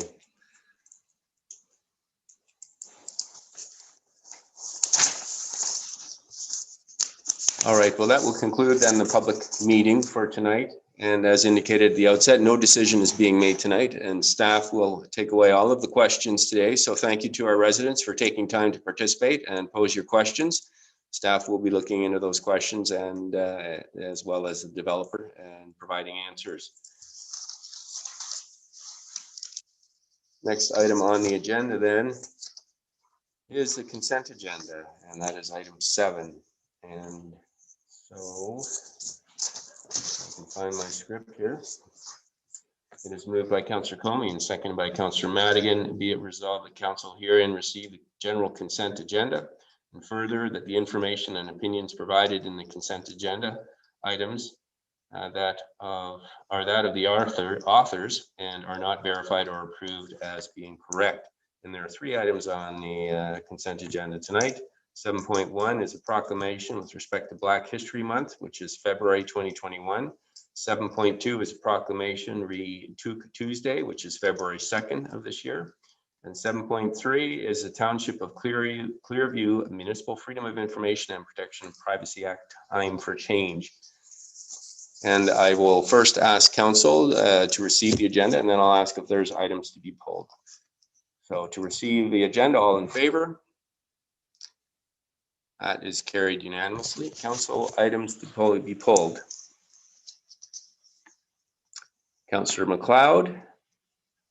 What item would you like to pull, Councillor McLeod? 7.3, please. Okay. Any other items, council? All right. Seeing none, I would actually like to just comment about 7.1, Black History Month.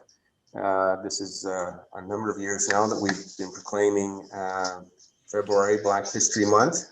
And last year I had the great opportunity to see Dr. Jean Augustine, who moved in the House of Commons, who was the first Black woman Canadian Member of Parliament.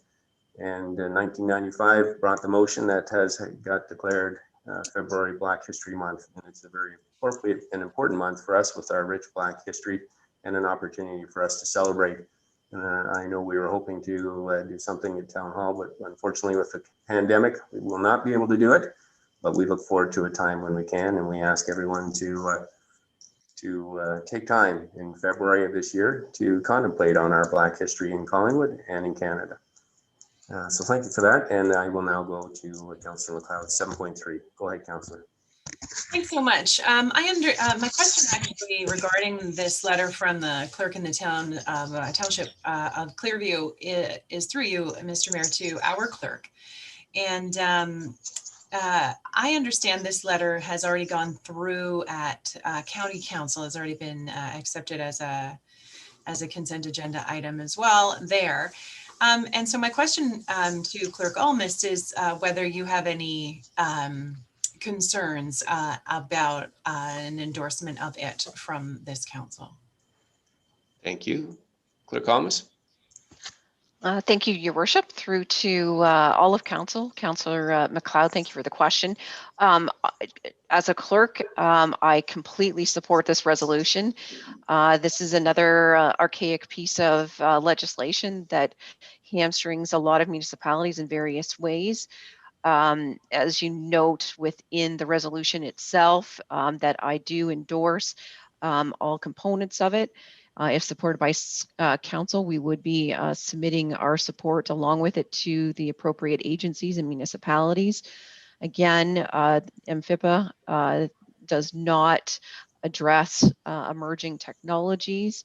The IPC also does not address emerging technologies. We think it is important that they institute something similar to what LPAT does or MPACT. So if somebody does file a request, that there is a process to ensure that constituents are aware of what's going on, as well as a need to provide for consistent routine disclosure practices amongst municipalities across the province. The threshold for frivolous or vexatious actions needs to be reviewed. Right now, it's held at a very high threshold, and that needs to be reconsidered, as well as that the threshold for frivolous and vexation also consider the anonymity of the requesters. Some requesters can get quite abusive in nature and language. Specific experience has been observed, especially by the clerk of Clearview. So that's why this is of keen importance to that municipality. The application and scalability of fees to be designed to ensure taxpayers are protected from persons abusing the access and information process. This is something significant. We are only able to recover certain fees under the Municipal Freedom of Information and Protection of Privacy legislation. So that definitely needs to be reviewed. I can confirm that we have had over the last 10 years approximately 200 requests, and that has produced over 2,000 documents that have been responsive, not including all the documents that are duplicate or may not be specifically responsive to a request. So it is a significant amount of work when only certain parameters around recouping money for the cost of the function. And as well, all of this requiring the administrative practices under the Act, including those of the IPC being reviewed, and the integrity of the Act being maintained to protect personal privacy and transparent governance. So I do have, there was a working group, a steering committee of municipalities that had put together a detailed presentation. I can make it available actually online. We can attach it to the agenda. I think it might be useful so the public has further information regarding the process. But as a clerk and for my fellow clerks in municipalities as well as the ratepayers, I think this is an excellent motion. Sarah, any follow-up? Councillor McLeod. Nope, thank you. That was comprehensive. I appreciate it. Thank you. Councillor Berman. Thank you, Mayor Saunderson. For some reason, I feel obligated to speak to the issue of FOIs. I agree with everything the clerk said, except the number, because I'm sure I personally have got more than 2,000 pages in the last 10 years. I firmly believe that the public should be able to have access to everything that isn't prohibited by the Municipal Act or the law. And I also don't think that it should be a burden on the taxpayers at all. I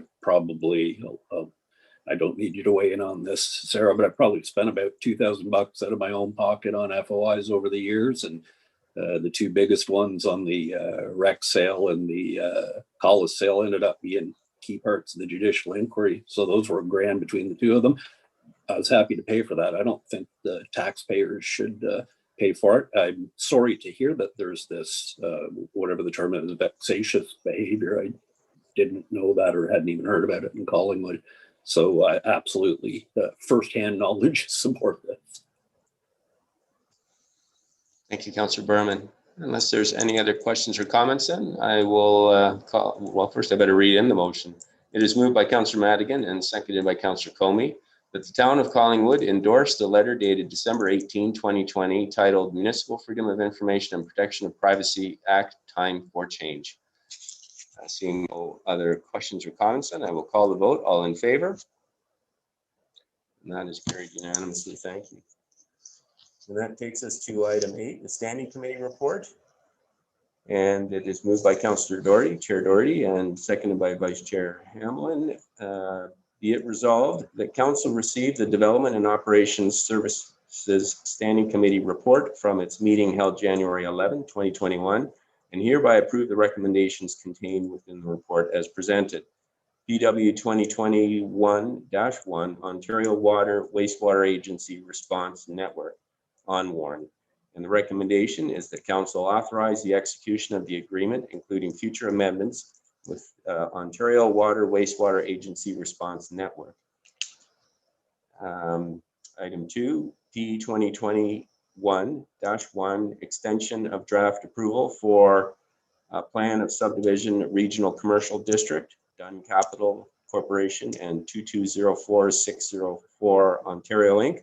The recommendation is the Council extend the draft approval for the proposed regional commercial district plan of subdivision for a further 4 months, round bracket June 8th, 2021, end bracket, and direct staff to continue with their review of the draft approval and bring forward a further recommendation report dealing with the development proposal prior to June 8, 2021 lapse date. And Council, these were both passed unanimously at the Standing Committee meeting. So I'm going to ask at this point in time if anybody has an item they want to pull to change the direction of the recommendation. If I don't see that, I'll call the vote and then I will provide an opportunity to pull an item to comment about it.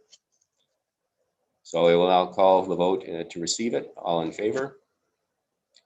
That is passed unanimously. Thank you. Is there any item that someone would like to pull? Go ahead, Councillor McLeod.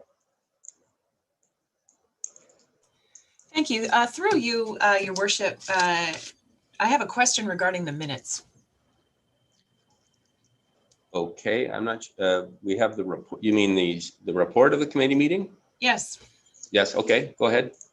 So through you to Director Slama, I believe, is the one who would be talking about this. We had a considerable amount of consternation, I think, at some point in the fall regarding our accessible transportation, the loss thereof in town. And I read in the minutes in preparation for this meeting that there was discussion of that. I suppose I should have gone and watched the YouTube video of the meeting. However, just for my sake, could you provide a thumbnail sketch of what has happened in the interim? I believe we have managed to find a way to continue the on-demand service. Is that through you, Mr. Mayor? Yes, go ahead. Yep, go ahead, Peggy. Thank you. Through the mayor to Councillor McLeod. Yes, in the interim, we were able to secure the continued service of the accessible on-demand taxi through ACE cabs.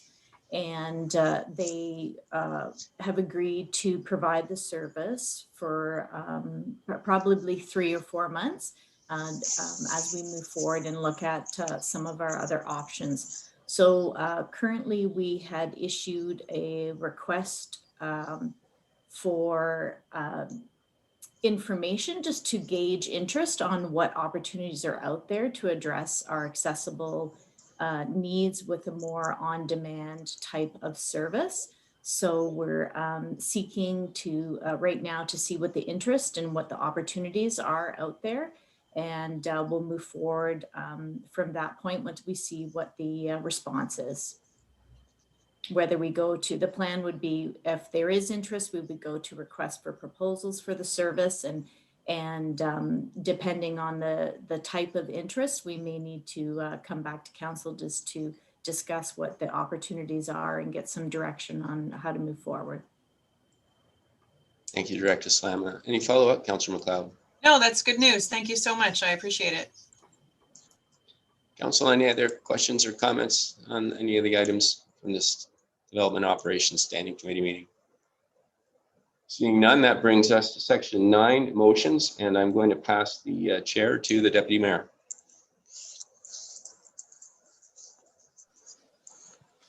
Thank you, Mayor Saunderson.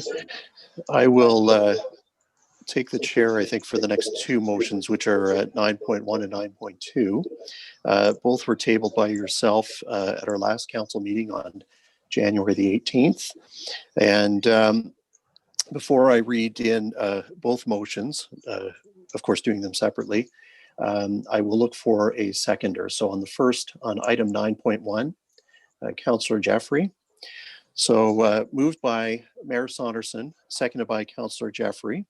Whereas Collingwood Council is dealing with a number of issues that would benefit from regional consultation and collaboration, and whereas Collingwood has a history of working with our neighboring municipalities in Simcoe County and Grey County, therefore be it resolved that Council support the establishment of a municipal forum that meets regularly, consisting of the mayors and CAOs of Collingwood and our neighboring municipalities, to discuss and work collaboratively to address local and regional issues, and further direct the mayor and CAO reach out to our neighboring municipalities to seek interest, and if supported, to jointly develop a term of reference with a shared mandate and equal opportunities for the participating municipalities. And before we call a vote, we'll open the floor to discussion, but Mayor Saunderson, would you like to speak first or last to your motion? I'll go first, and thank you, Deputy Mayor.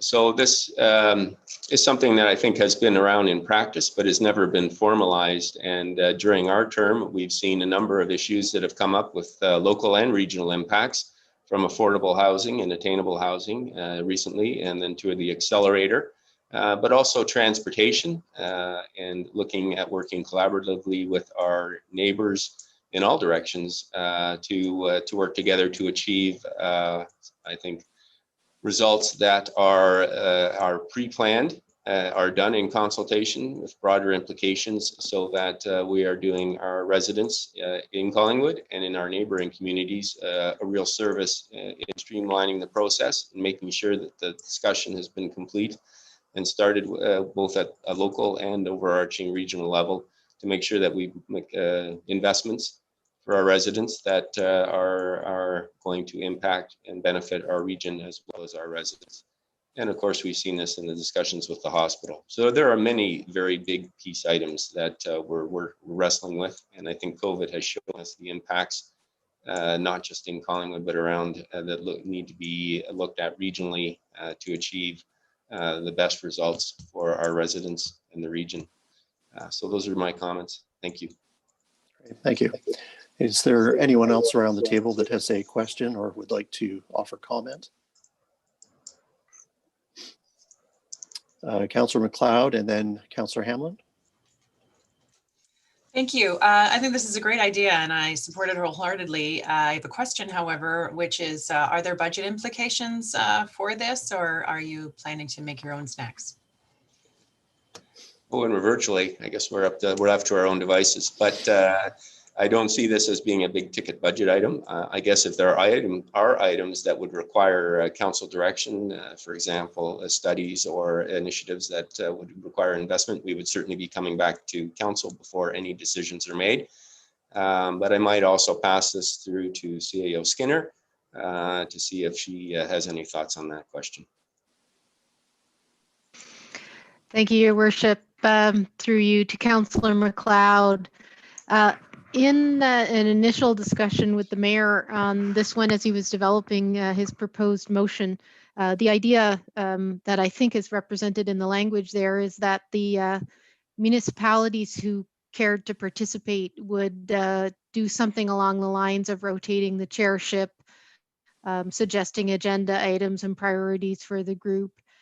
So I had expected that, post-COVID, the cost might be limited to driving to Clearview or Town of the Blue Mountains and back, kind of thing, just to sit, and occasionally hosting 5 or 10 coffees. So I think that within the minor amount we've set apart in the discretionary portion of the budget, we would be able to cover this. And I agree with the mayor. If there were any substantial decisions that were about new studies or spending money, they should certainly come back to council for full council direction.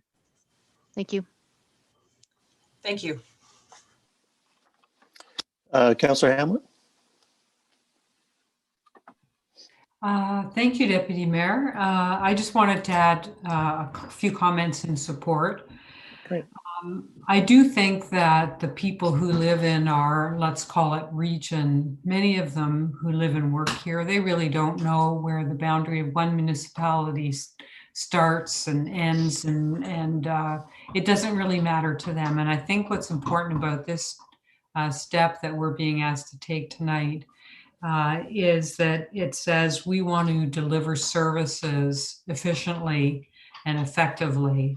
And if they're the same kind of services that our neighbors are struggling with providing, why don't we just, come up with the best answer for everyone?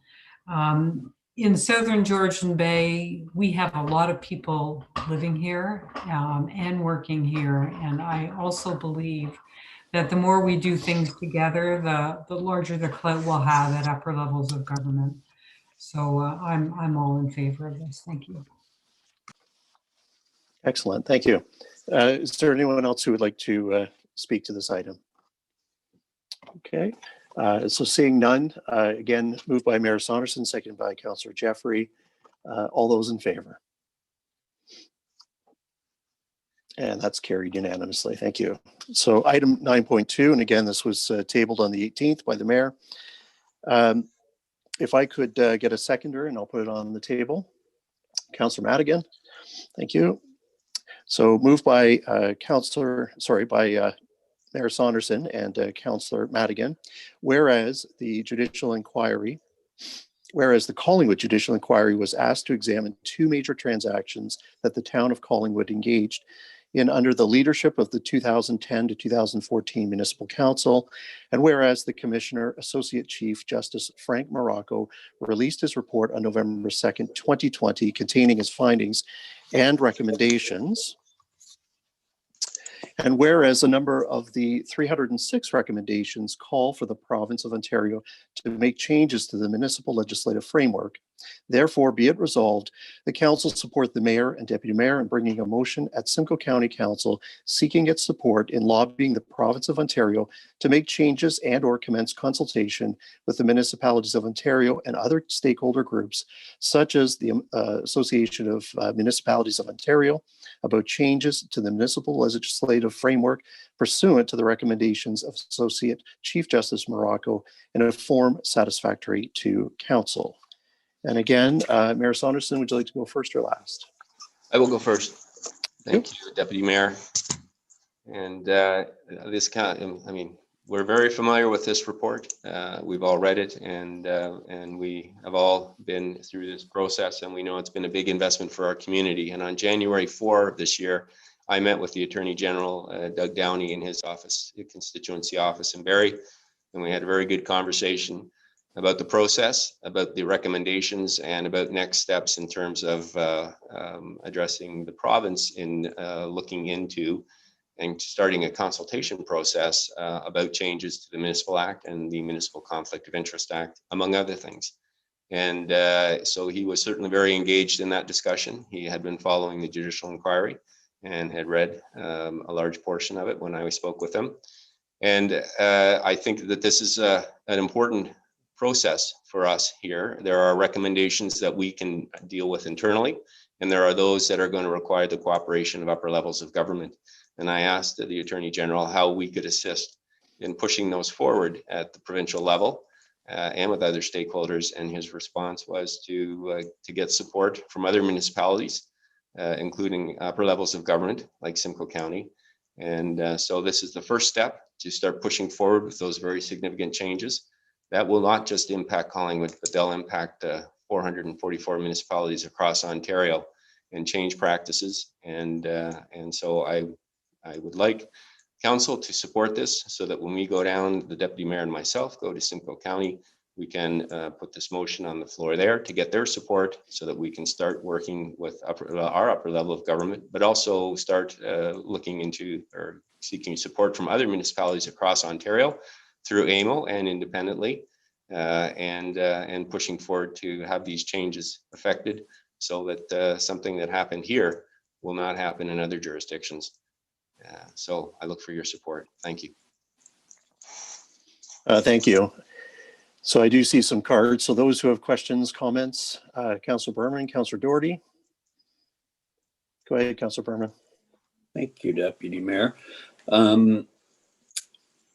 There's virtually residents in every municipality that have made comments about the lack of trust in their government, and no other municipality asked Collingwood to do a judicial inquiry. But I think I hope we can all agree that every resident, every municipality, every elected official can benefit from the recommendations. So I fully support this step. It should go without saying.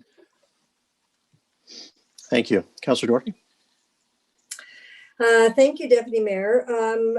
I think that when we review, or if anyone reviews the 306 recommendations and the large number of those that are directed to the province and asking for changes to the Municipal Act, it's clear in the notes that Judge Morocco included with each one of those recommendations that these have come forward before in other inquiries. And it is important for us to take this as far as we can, use our voice at the County of Simcoe and the clout that the County of Simcoe will have to reiterate this message to the province that these changes need to be made so that, God help us, no other municipality has to go through what we went through. Those are my comments. Thanks. Great, thank you. Is there anyone else who would like to offer comment or question? Okay, I just wanted to offer one very quick comment, and the comment is simply that oftentimes when there are key pieces of legislation that are moved or that are brought forward at whatever level of government, the genesis of such legislation or change is often forgotten. In terms of where it came from or who took that first initial key step. And I hope that in time, we're not forgotten, nor are the residents and the taxpayers of our great community. But one of the positive outcomes of this inquiry that could really, really make great strides in changing how we operate as a province from a legislative standpoint are, as you, Councillor Doherty, have already suggested, that have been stated before in previous inquiries. If the province was to simply take action on what has been recommended and make bold and broad changes to the current Municipal Act, it would make, in my humble opinion, a far greater province from a legislative, an open and transparent system. And I think it would create a far greater level of trust amongst all constituents across the province. And I'll leave it at that. And if there are no other questions or comments, again, moved by the Mayor and seconded by Councillor Madigan, all those in favor. And that's carried unanimously. And with that, I'll pass the chair back to the Mayor. Thank you very much, Deputy Mayor, and thank you, Council, for support on that. I can advise that when I was speaking to Attorney General, I did mention to him that when this thing finds its way through provincial Parliament and there are changes to the Municipal Act and the Municipal Conflict of Interest Act and potentially other pieces of legislation, I asked that they be called the Collingwood Amendments. So he's got that on record, and we hope to get the acknowledgement we deserve. And this has been a long process, and there's still a great deal of work to be done. Okay, so that brings us then to item 9.3, which is a motion that was moved by Councillor Berman about the delay of asset sale fund decisions. I will look for a seconder, please. Councillor Madigan.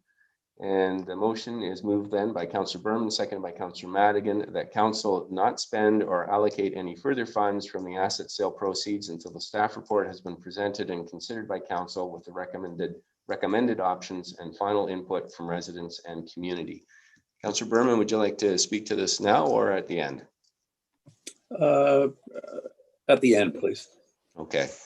So I will look, are there any questions or comments, Council? I see I've got Councillor Doherty and Councillor Hammond. Go ahead, Councillor Doherty. Thank you. I appreciate the principle of this motion. The sale of these assets belong to our community, and it behooves us to give our community the opportunity to say how they should be spent. And I certainly do not see that any one of us would ever promote the expenditure of these proceeds frivolously. On the other hand, we all know how opportunities will present themselves from time to time. And the municipality needs to be ready with cash in hand to take advantage of one-time offers from the feds or from the province or from both for opportunities that we simply cannot pass up on to the betterment of our community. So I feel that by passing this motion that I am unduly constraining myself as one member of council in allowing this flexibility. So I will respectfully not be supporting this motion. Thank you, Councillor Doherty. And I guess that brings forward the question, and maybe I'll put this through to CAO Skinner. When will we be receiving the staff report about the asset sale proceeds? My recollection was we were aiming for the first quarter of this year. So do you have an idea of the timing? That's correct, Your Worship. Staff are intending to bring forward the staff report recommending the use of the asset sale proceeds in Q1, which at this point will be in March. Okay, thank you. Councillor Hamlin. Thank you, Mr. Mayor. I have a comment, and I'll try and be brief because really Councillor Doherty has said a lot of what I wanted to say. I think in a perfect world, this time last year, we would have had the report on asset proceeds, if I recall, promises made by a previous CAO. But we don't live in a perfect world, and if anything, the last year has shown us that in spades. And I believe as a council and a community, we have to be ready to move forward when things are required of us, and we still have to make decisions. I know that we're going to be dealing with this in the next couple of months, and but we don't know when things are going to arise, and I too would not want to be hamstrung for no reason. Well, I just wouldn't want to be hamstrung. I'll leave it at that. Thank you, Councillor Hamlin. Anyone else care to comment? Go ahead, Deputy Mayor. I just simply would like to say that I understand and appreciate the spirit of the motion that's been brought forward, but I agree full-heartedly with my two predecessors, or not my apologies, my two colleagues who have already commented. Thank you. Thank you. Any other council comments? I've got Councillor Jeffrey and then Councillor Comey. Thank you, Mayor Saunderson. I would only comment that I'm okay with this motion and its intent because of the timing of when the staff report is going to come. I like to think that staff have anticipated through the budget process and the availability of some of the other reserves that there isn't anything we wouldn't be able to do or reconsider to do. And I think the intent is that we ask for public input. We have received it. We haven't discussed it with our usual committee structure to have further public input. So I'll be voting in favor of Councillor Berman's motion. Thank you. Thank you, Councillor Jeffrey. Councillor Comey. Thank you, Mr. Mayor. Through you to CEO Skinner, quick question then, because I think it's important. Like as Councillor Hamlin pointed out, timelines get fuzzy through COVID, but we did have some community engagement and that was presented to council. Beyond the committee and staff report, is there a plan to issue like another engage project for input, or are we saying we'll kind of hear from everybody once staff packages up, you know, some final thoughts on the matter, just to clarify it, you know, to the community? Thank you. CEO Skinner. Thank you, Your Worship. Through you to Councillor Comey. Yes, we have had a couple of sessions of Engage Collingwood or other public meetings, a coffee with council, etc., where the public provided information and recommendations specifically about the use of the asset sale proceeds. What staff had intended to bring forward is a staff report that summarizes what had been the public input as well as the staff recommendations married with that input. However, I had not contemplated, unless directed to do so by council, that we would re-engage the public again. The public will be able, through the committee structure, to provide comments, deputations, delegations on the staff report when it is considered by committee in March. Thank you. Thank you. Any follow-up, Councillor Comey? No, thank you. Just to clarify to the public, because it's a, fair. There's a lot of engagement on this. I just didn't want there to be any sort of confusion that if someone wasn't in support of this motion, they were voting against more public input. It's clear to me and hopefully to our public how we're going to move forward. Thank you. Thank you. Council, any other comments? Seeing none, I will give last word to Mr. Berman. Mr. Is it? Mr. Councillor Berman. Thank you, Mayor Saunders. All valid points. Councillor Doherty used the word principle, which is really why I threw this out there last week. In regards to being having our hands tied, I'd like to think, and I'm not going to ask staff about this, this isn't our only money. We have access to other money. And as the CAO said, if we're looking at Q1, we're only looking at 6 or 8 weeks. It really is just on the principle that Councillor Comey raised a very important point, because I'm looking at public response from November 28th, 2019. If there's been an update since then, I don't have it in front of me. So it's been a long time since we've seen what the public would like us to do. It is our privilege as elected officials to make the vote on how we use the money, but until that time, it is their money.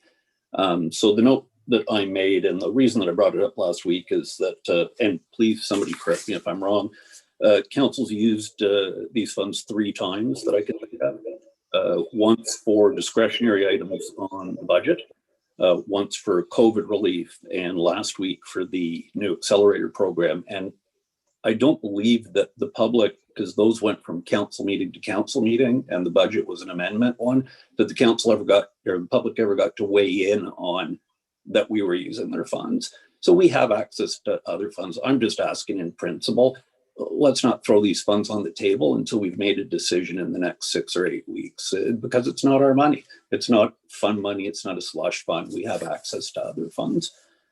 So I'll leave it at that. Oh, and because it is about the public, I'll ask for a recorded vote, please. Thank you, Councillor Berman. Is there anyone who has not commented on this that would like to comment? I did indicate I was going to give Councillor Berman last word, Councillor Hammond, so I think I'll pass it over to Clerk Gomes to call the recorded vote. Certainly, thank you, Your Worship. A recorded. I think there was some incorrect information that Councillor Berman referred to, and I wanted to ask for a clarification from staff. Right. Well, in the process, when we're having a last speaker, I generally would stand by that. So I don't know what the incorrect information was. Perhaps you can be more specific, Councillor Hamlin. Yes, thank you, Mr. Mayor. I thought I heard Councillor Berman indicate that the funds have been drawn on 3 times for matters that council voted on without input from the public. And I wanted to ask, and my own understanding of the facts is, in fact, 2 of the times the money was put back. And the 3rd time, which was last week, it hasn't been, it's also been, I don't even know if it's been drawn on yet, but there was an understanding it would go back in. So I just wanted to make it clear that if my understanding is correct, really monies have been put back each time. And the last time, the intention also is to go back unless we vote ultimately to use it. That's all. I appreciate the point, but I think Councillor Berman's point is accurate in the sense that we have drawn down on the funds 3 times. Making allowance to pay back is one aspect of it, but he's not incorrect that it has been drawn down 3 times. With that being said, is there anything you'd like to add to that, Councillor Berman? I don't know that we need staff to confirm that. Thank you, Mayor Saunderson. Through you, I think Councillor Hamlin's 100% right.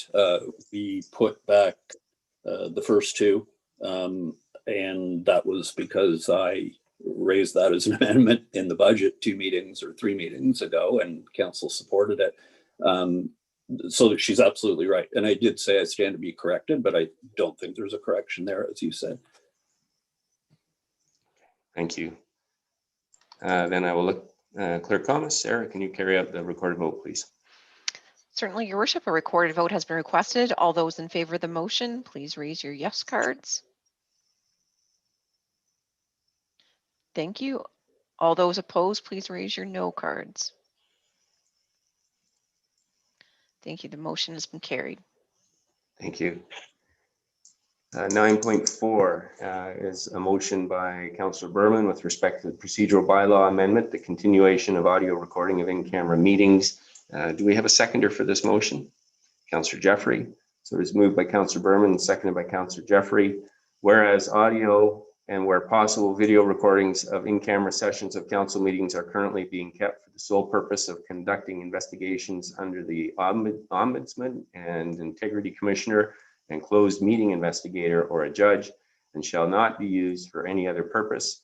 And whereas council agreed to review the continuation and retention of these recordings following the recommendations of the Collingwood Judicial Inquiry, therefore be it resolved that council directs staff to draft the required amendments to the procedural bylaw to authorize the continuation of in-camera session recordings for the sole purpose as were provided above, with such recordings being retained for a period of 6 years.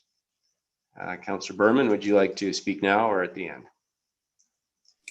At the end again, thank you. Okay, thank you. Council, are there any other questions or comments? Councillor Hamlin, go ahead.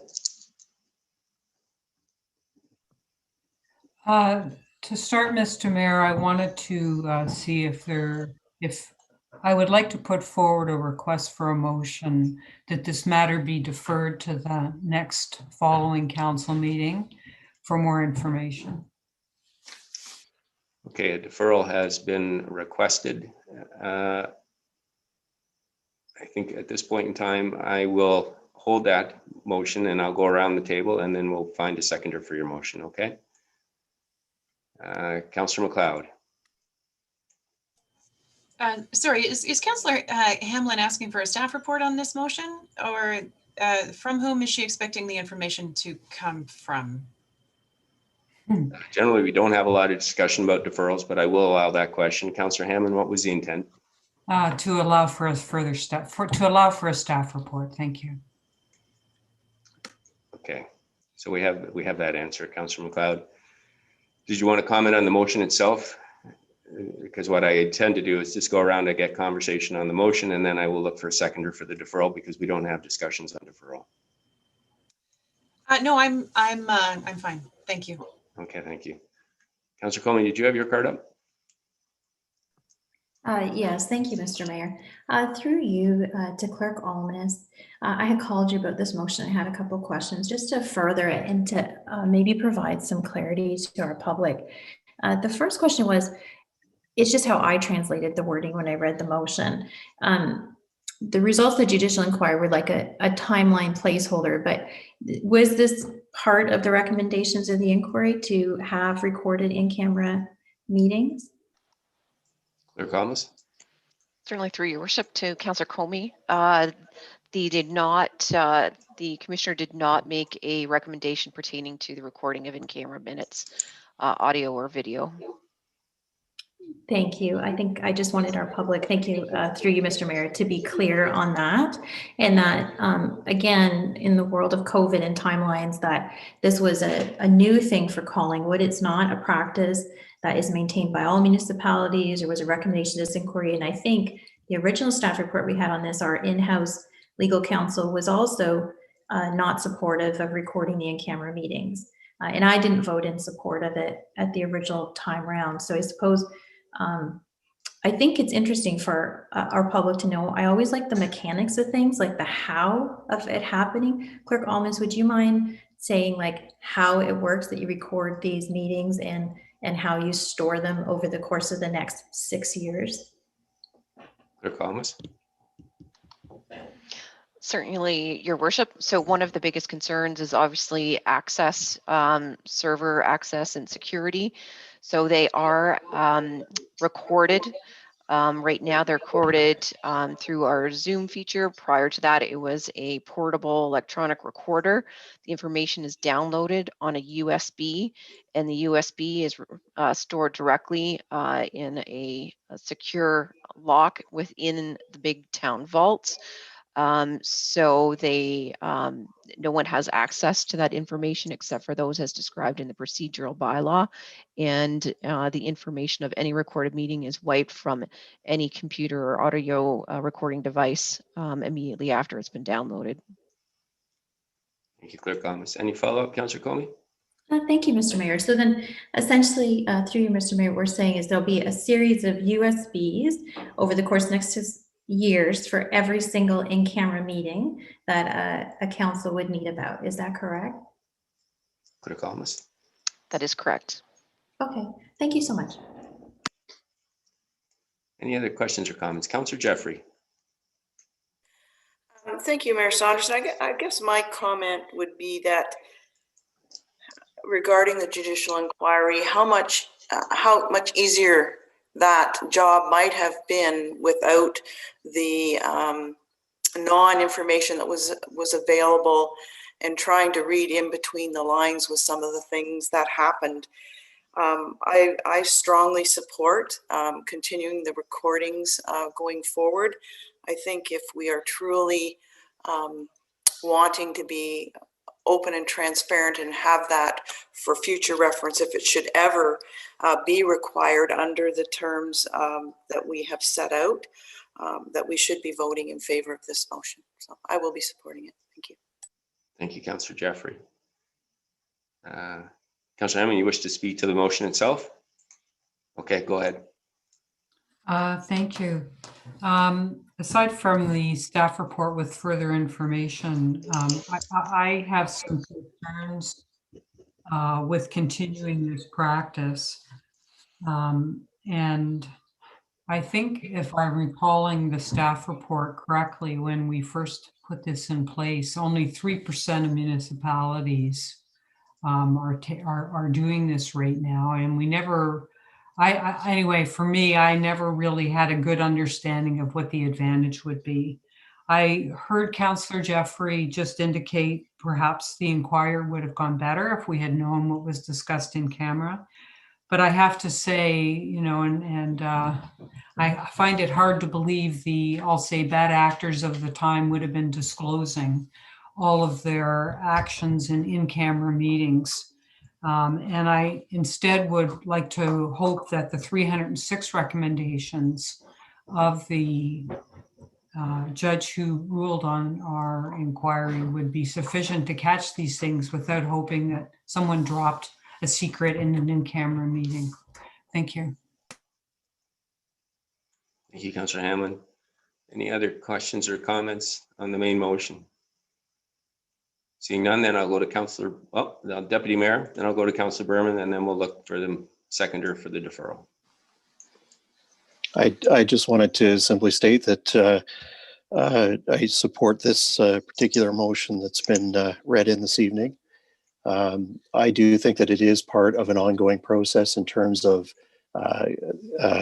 creating a level of accountability and confidence in our public that they know that when we go in camera that you know, that there is an actual recording of the conversations that are taking place, a public record of what is happening, so that if down the road questions are asked about a particular issue, that they may be able to go back and make such an inquiry through the proper process through the clerk's department. I understand that there are limitations from a security standpoint. There are limitations perhaps on how long these things are kept around, et cetera. But again, in an era when governments at all levels are under increasing scrutiny as to how they conduct themselves, I think that this is just simply one additional layer in creating that level of accountability. It's unfortunate that one thing that doesn't come through the recordings is the way in which people actually vote in camera. Something that I've often struggled with and I don't appreciate is when people don't speak to an issue, turtle, vote a particular way, and then come out of camera and vote the opposite. Take that for whatever you wish. Thank you. Thank you, Deputy Mayor. Clerk Almus, you had your card up. Certainly, Your Worship, thank you for the opportunity. I would be remiss if I didn't make a comment. Councillor Hamla had circulated a question this afternoon. So our procedural bylaw provides very strict rules on how that information or who has access to that information. So under the Municipal Freedom of Information Protection of Privacy Act, that the majority of items are provided within that piece of legislation to be able to provide transparency where it's appropriate. So a lot of the items are discretionary for a head to disclose. So there is an exemption that is provided that a head may refuse to disclose a record that reveals the substance of deliberations of a meeting of council, board, commission, or other body, or a committee of one of them if the statute authorizes that meeting to be held in the absence of the public. So to make it clear, this is a discretionary exemption. If I have not found at this point a decision by the IPC, the Information Privacy Commissioner's Office, and that would suggest that they have recommended the disclosure of in-camera minutes. However, this is a discretionary section, and if this matter was appealed to the IPC, we would be required to disclose that record. It is a record that is would be responsive to the request, and it would be up to the IPC and their opinion on whether it should be disclosed or not. So outside of the other officers that have access to the information, there is a potential that it could be released based on an IPC decision. Thank you for that clarification, Sarah. Councillor Berman. Thank you, Mayor Saunderson. Do I speak before we vote on a deferral? Yes, we're going to get, everyone will have an opportunity to speak to the main motion, and I'll look for a seconder on the deferral. Okay, great.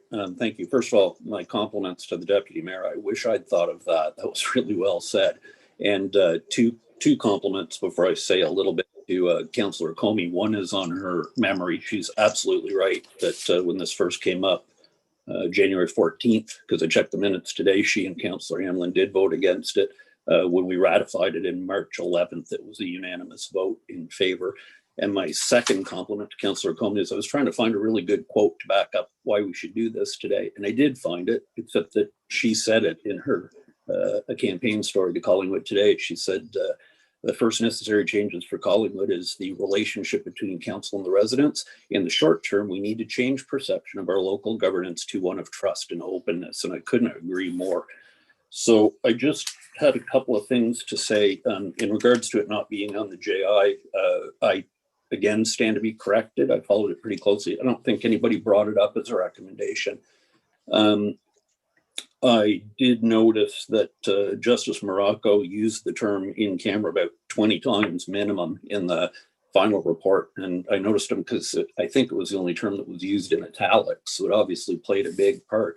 But I really just had one little paragraph from the JI that I thought that I wanted to read that I really think sums up why I think it's necessary. That's okay. This is directly from the final report. The inquiry heard contradictory evidence concerning the involvement of KPMG's John Rocks at the in-camera January 16th council meeting. Mr. Houghton and Mr. Longo testified that Mr. Rocks spoke about financial aspects of the transaction during the presentation. Mr. Rocks testified that although he attended the meeting, he did not present any information to council. The draft minutes of the meeting listed the speakers. Mr. Rocks was not identified as someone who addressed council. I am satisfied that Mr. Rocks did not present at the in-camera session of the January 16th meeting. So I think we all agree that a lot of time and money went into this judicial inquiry. Its results are far from over, but a lot of that money could have been saved if people had simply told the truth about what happened at the in-camera meetings when they were under oath. And I think that this is just one more way that we can ensure that the public can trust its town so that nothing ever happens like this again. And after the deferral, I think it would be fair to ask for a recorded vote on an issue of transparency. Thank you, Councillor Berman. I will look for a seconder for the, Councillor Hamlin's motion to defer. Is there a seconder? Councillor Comey. No discussion on deferral. So all in favor of the deferral? Opposed? That is defeated. And I will pass the motion to Clerk Thomas for the recorded vote. Certainly. Thank you, Your Worship. A recorded vote has been requested. All those in favor of the motion, please raise your yes cards. Thank you. All those opposed, please raise your no cards. Thank you. The motion is carried. Thank you, Clerk. That brings us to item 9.5, which is the Collingwood Downtown Business Improvement Area Board of Management Council appointee, and it is moved by Councillor MacLeod. Can I get a seconder, please? Councillor Berman. And the motion reads, whereas Deputy Mayor Hall was appointed as an interim member to the Collingwood Downtown Business Improvement Area Board of Management to replace the resignation of Councillor Comey, be it resolved that Deputy Mayor Hall be appointed to the Collingwood Downtown Business Improvement Area Board of Management for the remainder of the 2018-2022 council term. Any comments? Go ahead, Deputy Mayor. It's a question through you to the clerk, and I apologize. I should have asked from the very outset. Should I be stepping away from the table at this point? I think you're good to vote, but I will look to the clerk. Okay, great. I thought I'd just ask. Thank you. Are there any other questions or comments? Councillor MacLeod, do you want to say things flowery and nice about the Deputy Mayor? Petunia, geranium, tulip. This is self-explanatory. The deputy mayor has the facility, the engagement, the enthusiasm, and apparently the abilities to do a great job on the BIA. And I wholeheartedly endorse his remaining on it. And I apologize to him that this has been so slow coming to this table. Councillor MacLeod, any other comments or questions, Council? Seeing none, I will call the vote. All in favor? And that is carried unanimously. Thank you very much, Deputy Mayor, and keep up the good work. BIA. That brings us to item 10, which is bylaws, and item 10.1 is the 2021 dedicated gas tax funds for public transportation program.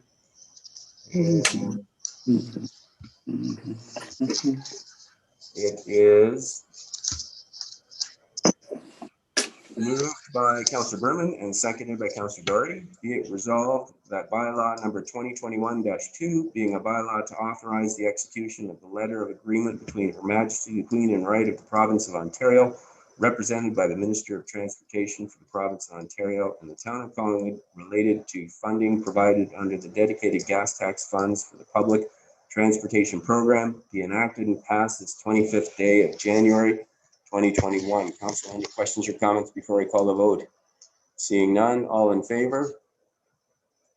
That is carried unanimously. Thank you. And that brings us to 12.1. Oh, sorry. 11.1, notice of motion. Councillor Berman, you have a notice of motion. Do you want to read that in? Is it in front of you, or do you want me to do that? It is not in front of me, if you wouldn't mind. Okay, so we're just reading the motion in, and it will be dealt with in the first meeting in February of council. So it's about the consent agenda process, recorrecting misinformation. Whereas Section 224A of the Municipal Act states as its first definition of the role of council is to represent the public and to consider the well-being and interests of the municipality.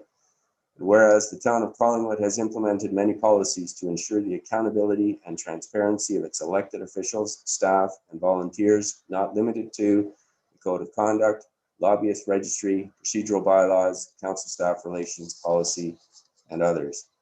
And whereas the town of Collingwood continues to encourage and create platforms for its residents to write to council, speak at meetings, vote online, and otherwise participate in the democratic process.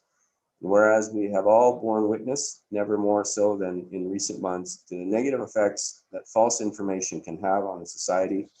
And whereas correspondence contained within the consent agenda may contain information that is factually incorrect, it is important that the public be aware of the correct information and it be part of the official meeting record where possible. Therefore, be it resolved, the Council of the Town of Collingwood adopt the following process regarding items on the consent correspondence agenda. 1, if a member of council believes the information pertaining to Town of Collingwood decisions, records, or information contained in a piece of correspondence within the consent agenda is factually incorrect, the member shall contact staff as soon as possible to verify accuracy. And 2, if staff confirm the information is inaccurate, the member of council may pull the specific consent item during the meeting and request clarification be provided by staff. And 3, once clarification is provided by staff, the member may introduce the following motion, quotation, the council receive the clarification as provided by insert staff title regarding consent item number, insert the number as follows and insert the corrected information. Seconder shall be required. So that is the notice of motion, and we will be dealing with that at the first meeting in February, and Councillor Berman will have an opportunity to explain his motion at that time. That brings us then to item 12, council business. 12.1, older deferred business. Council, is there any older deferred business? Seeing none, 12.2 is other business. Is there any other business tonight, council? Seeing none, that brings us to the confirmatory bylaw, and it is moved by Councillor Doherty and seconded by Councillor Hamlin. The bylaw number 2021-3 being a bylaw to confirm the proceedings of the regular meeting of council held January 25, 2021, be enacted and passed this 25th day of January 2021. I will call the vote. All in favor? That is passed unanimously. And we're looking for a motion to adjourn. Councillor Jeffrey, thank you. All in favor? Thank you very much, council. It was a productive meeting. And I guess we'll next be active on our SIC meeting.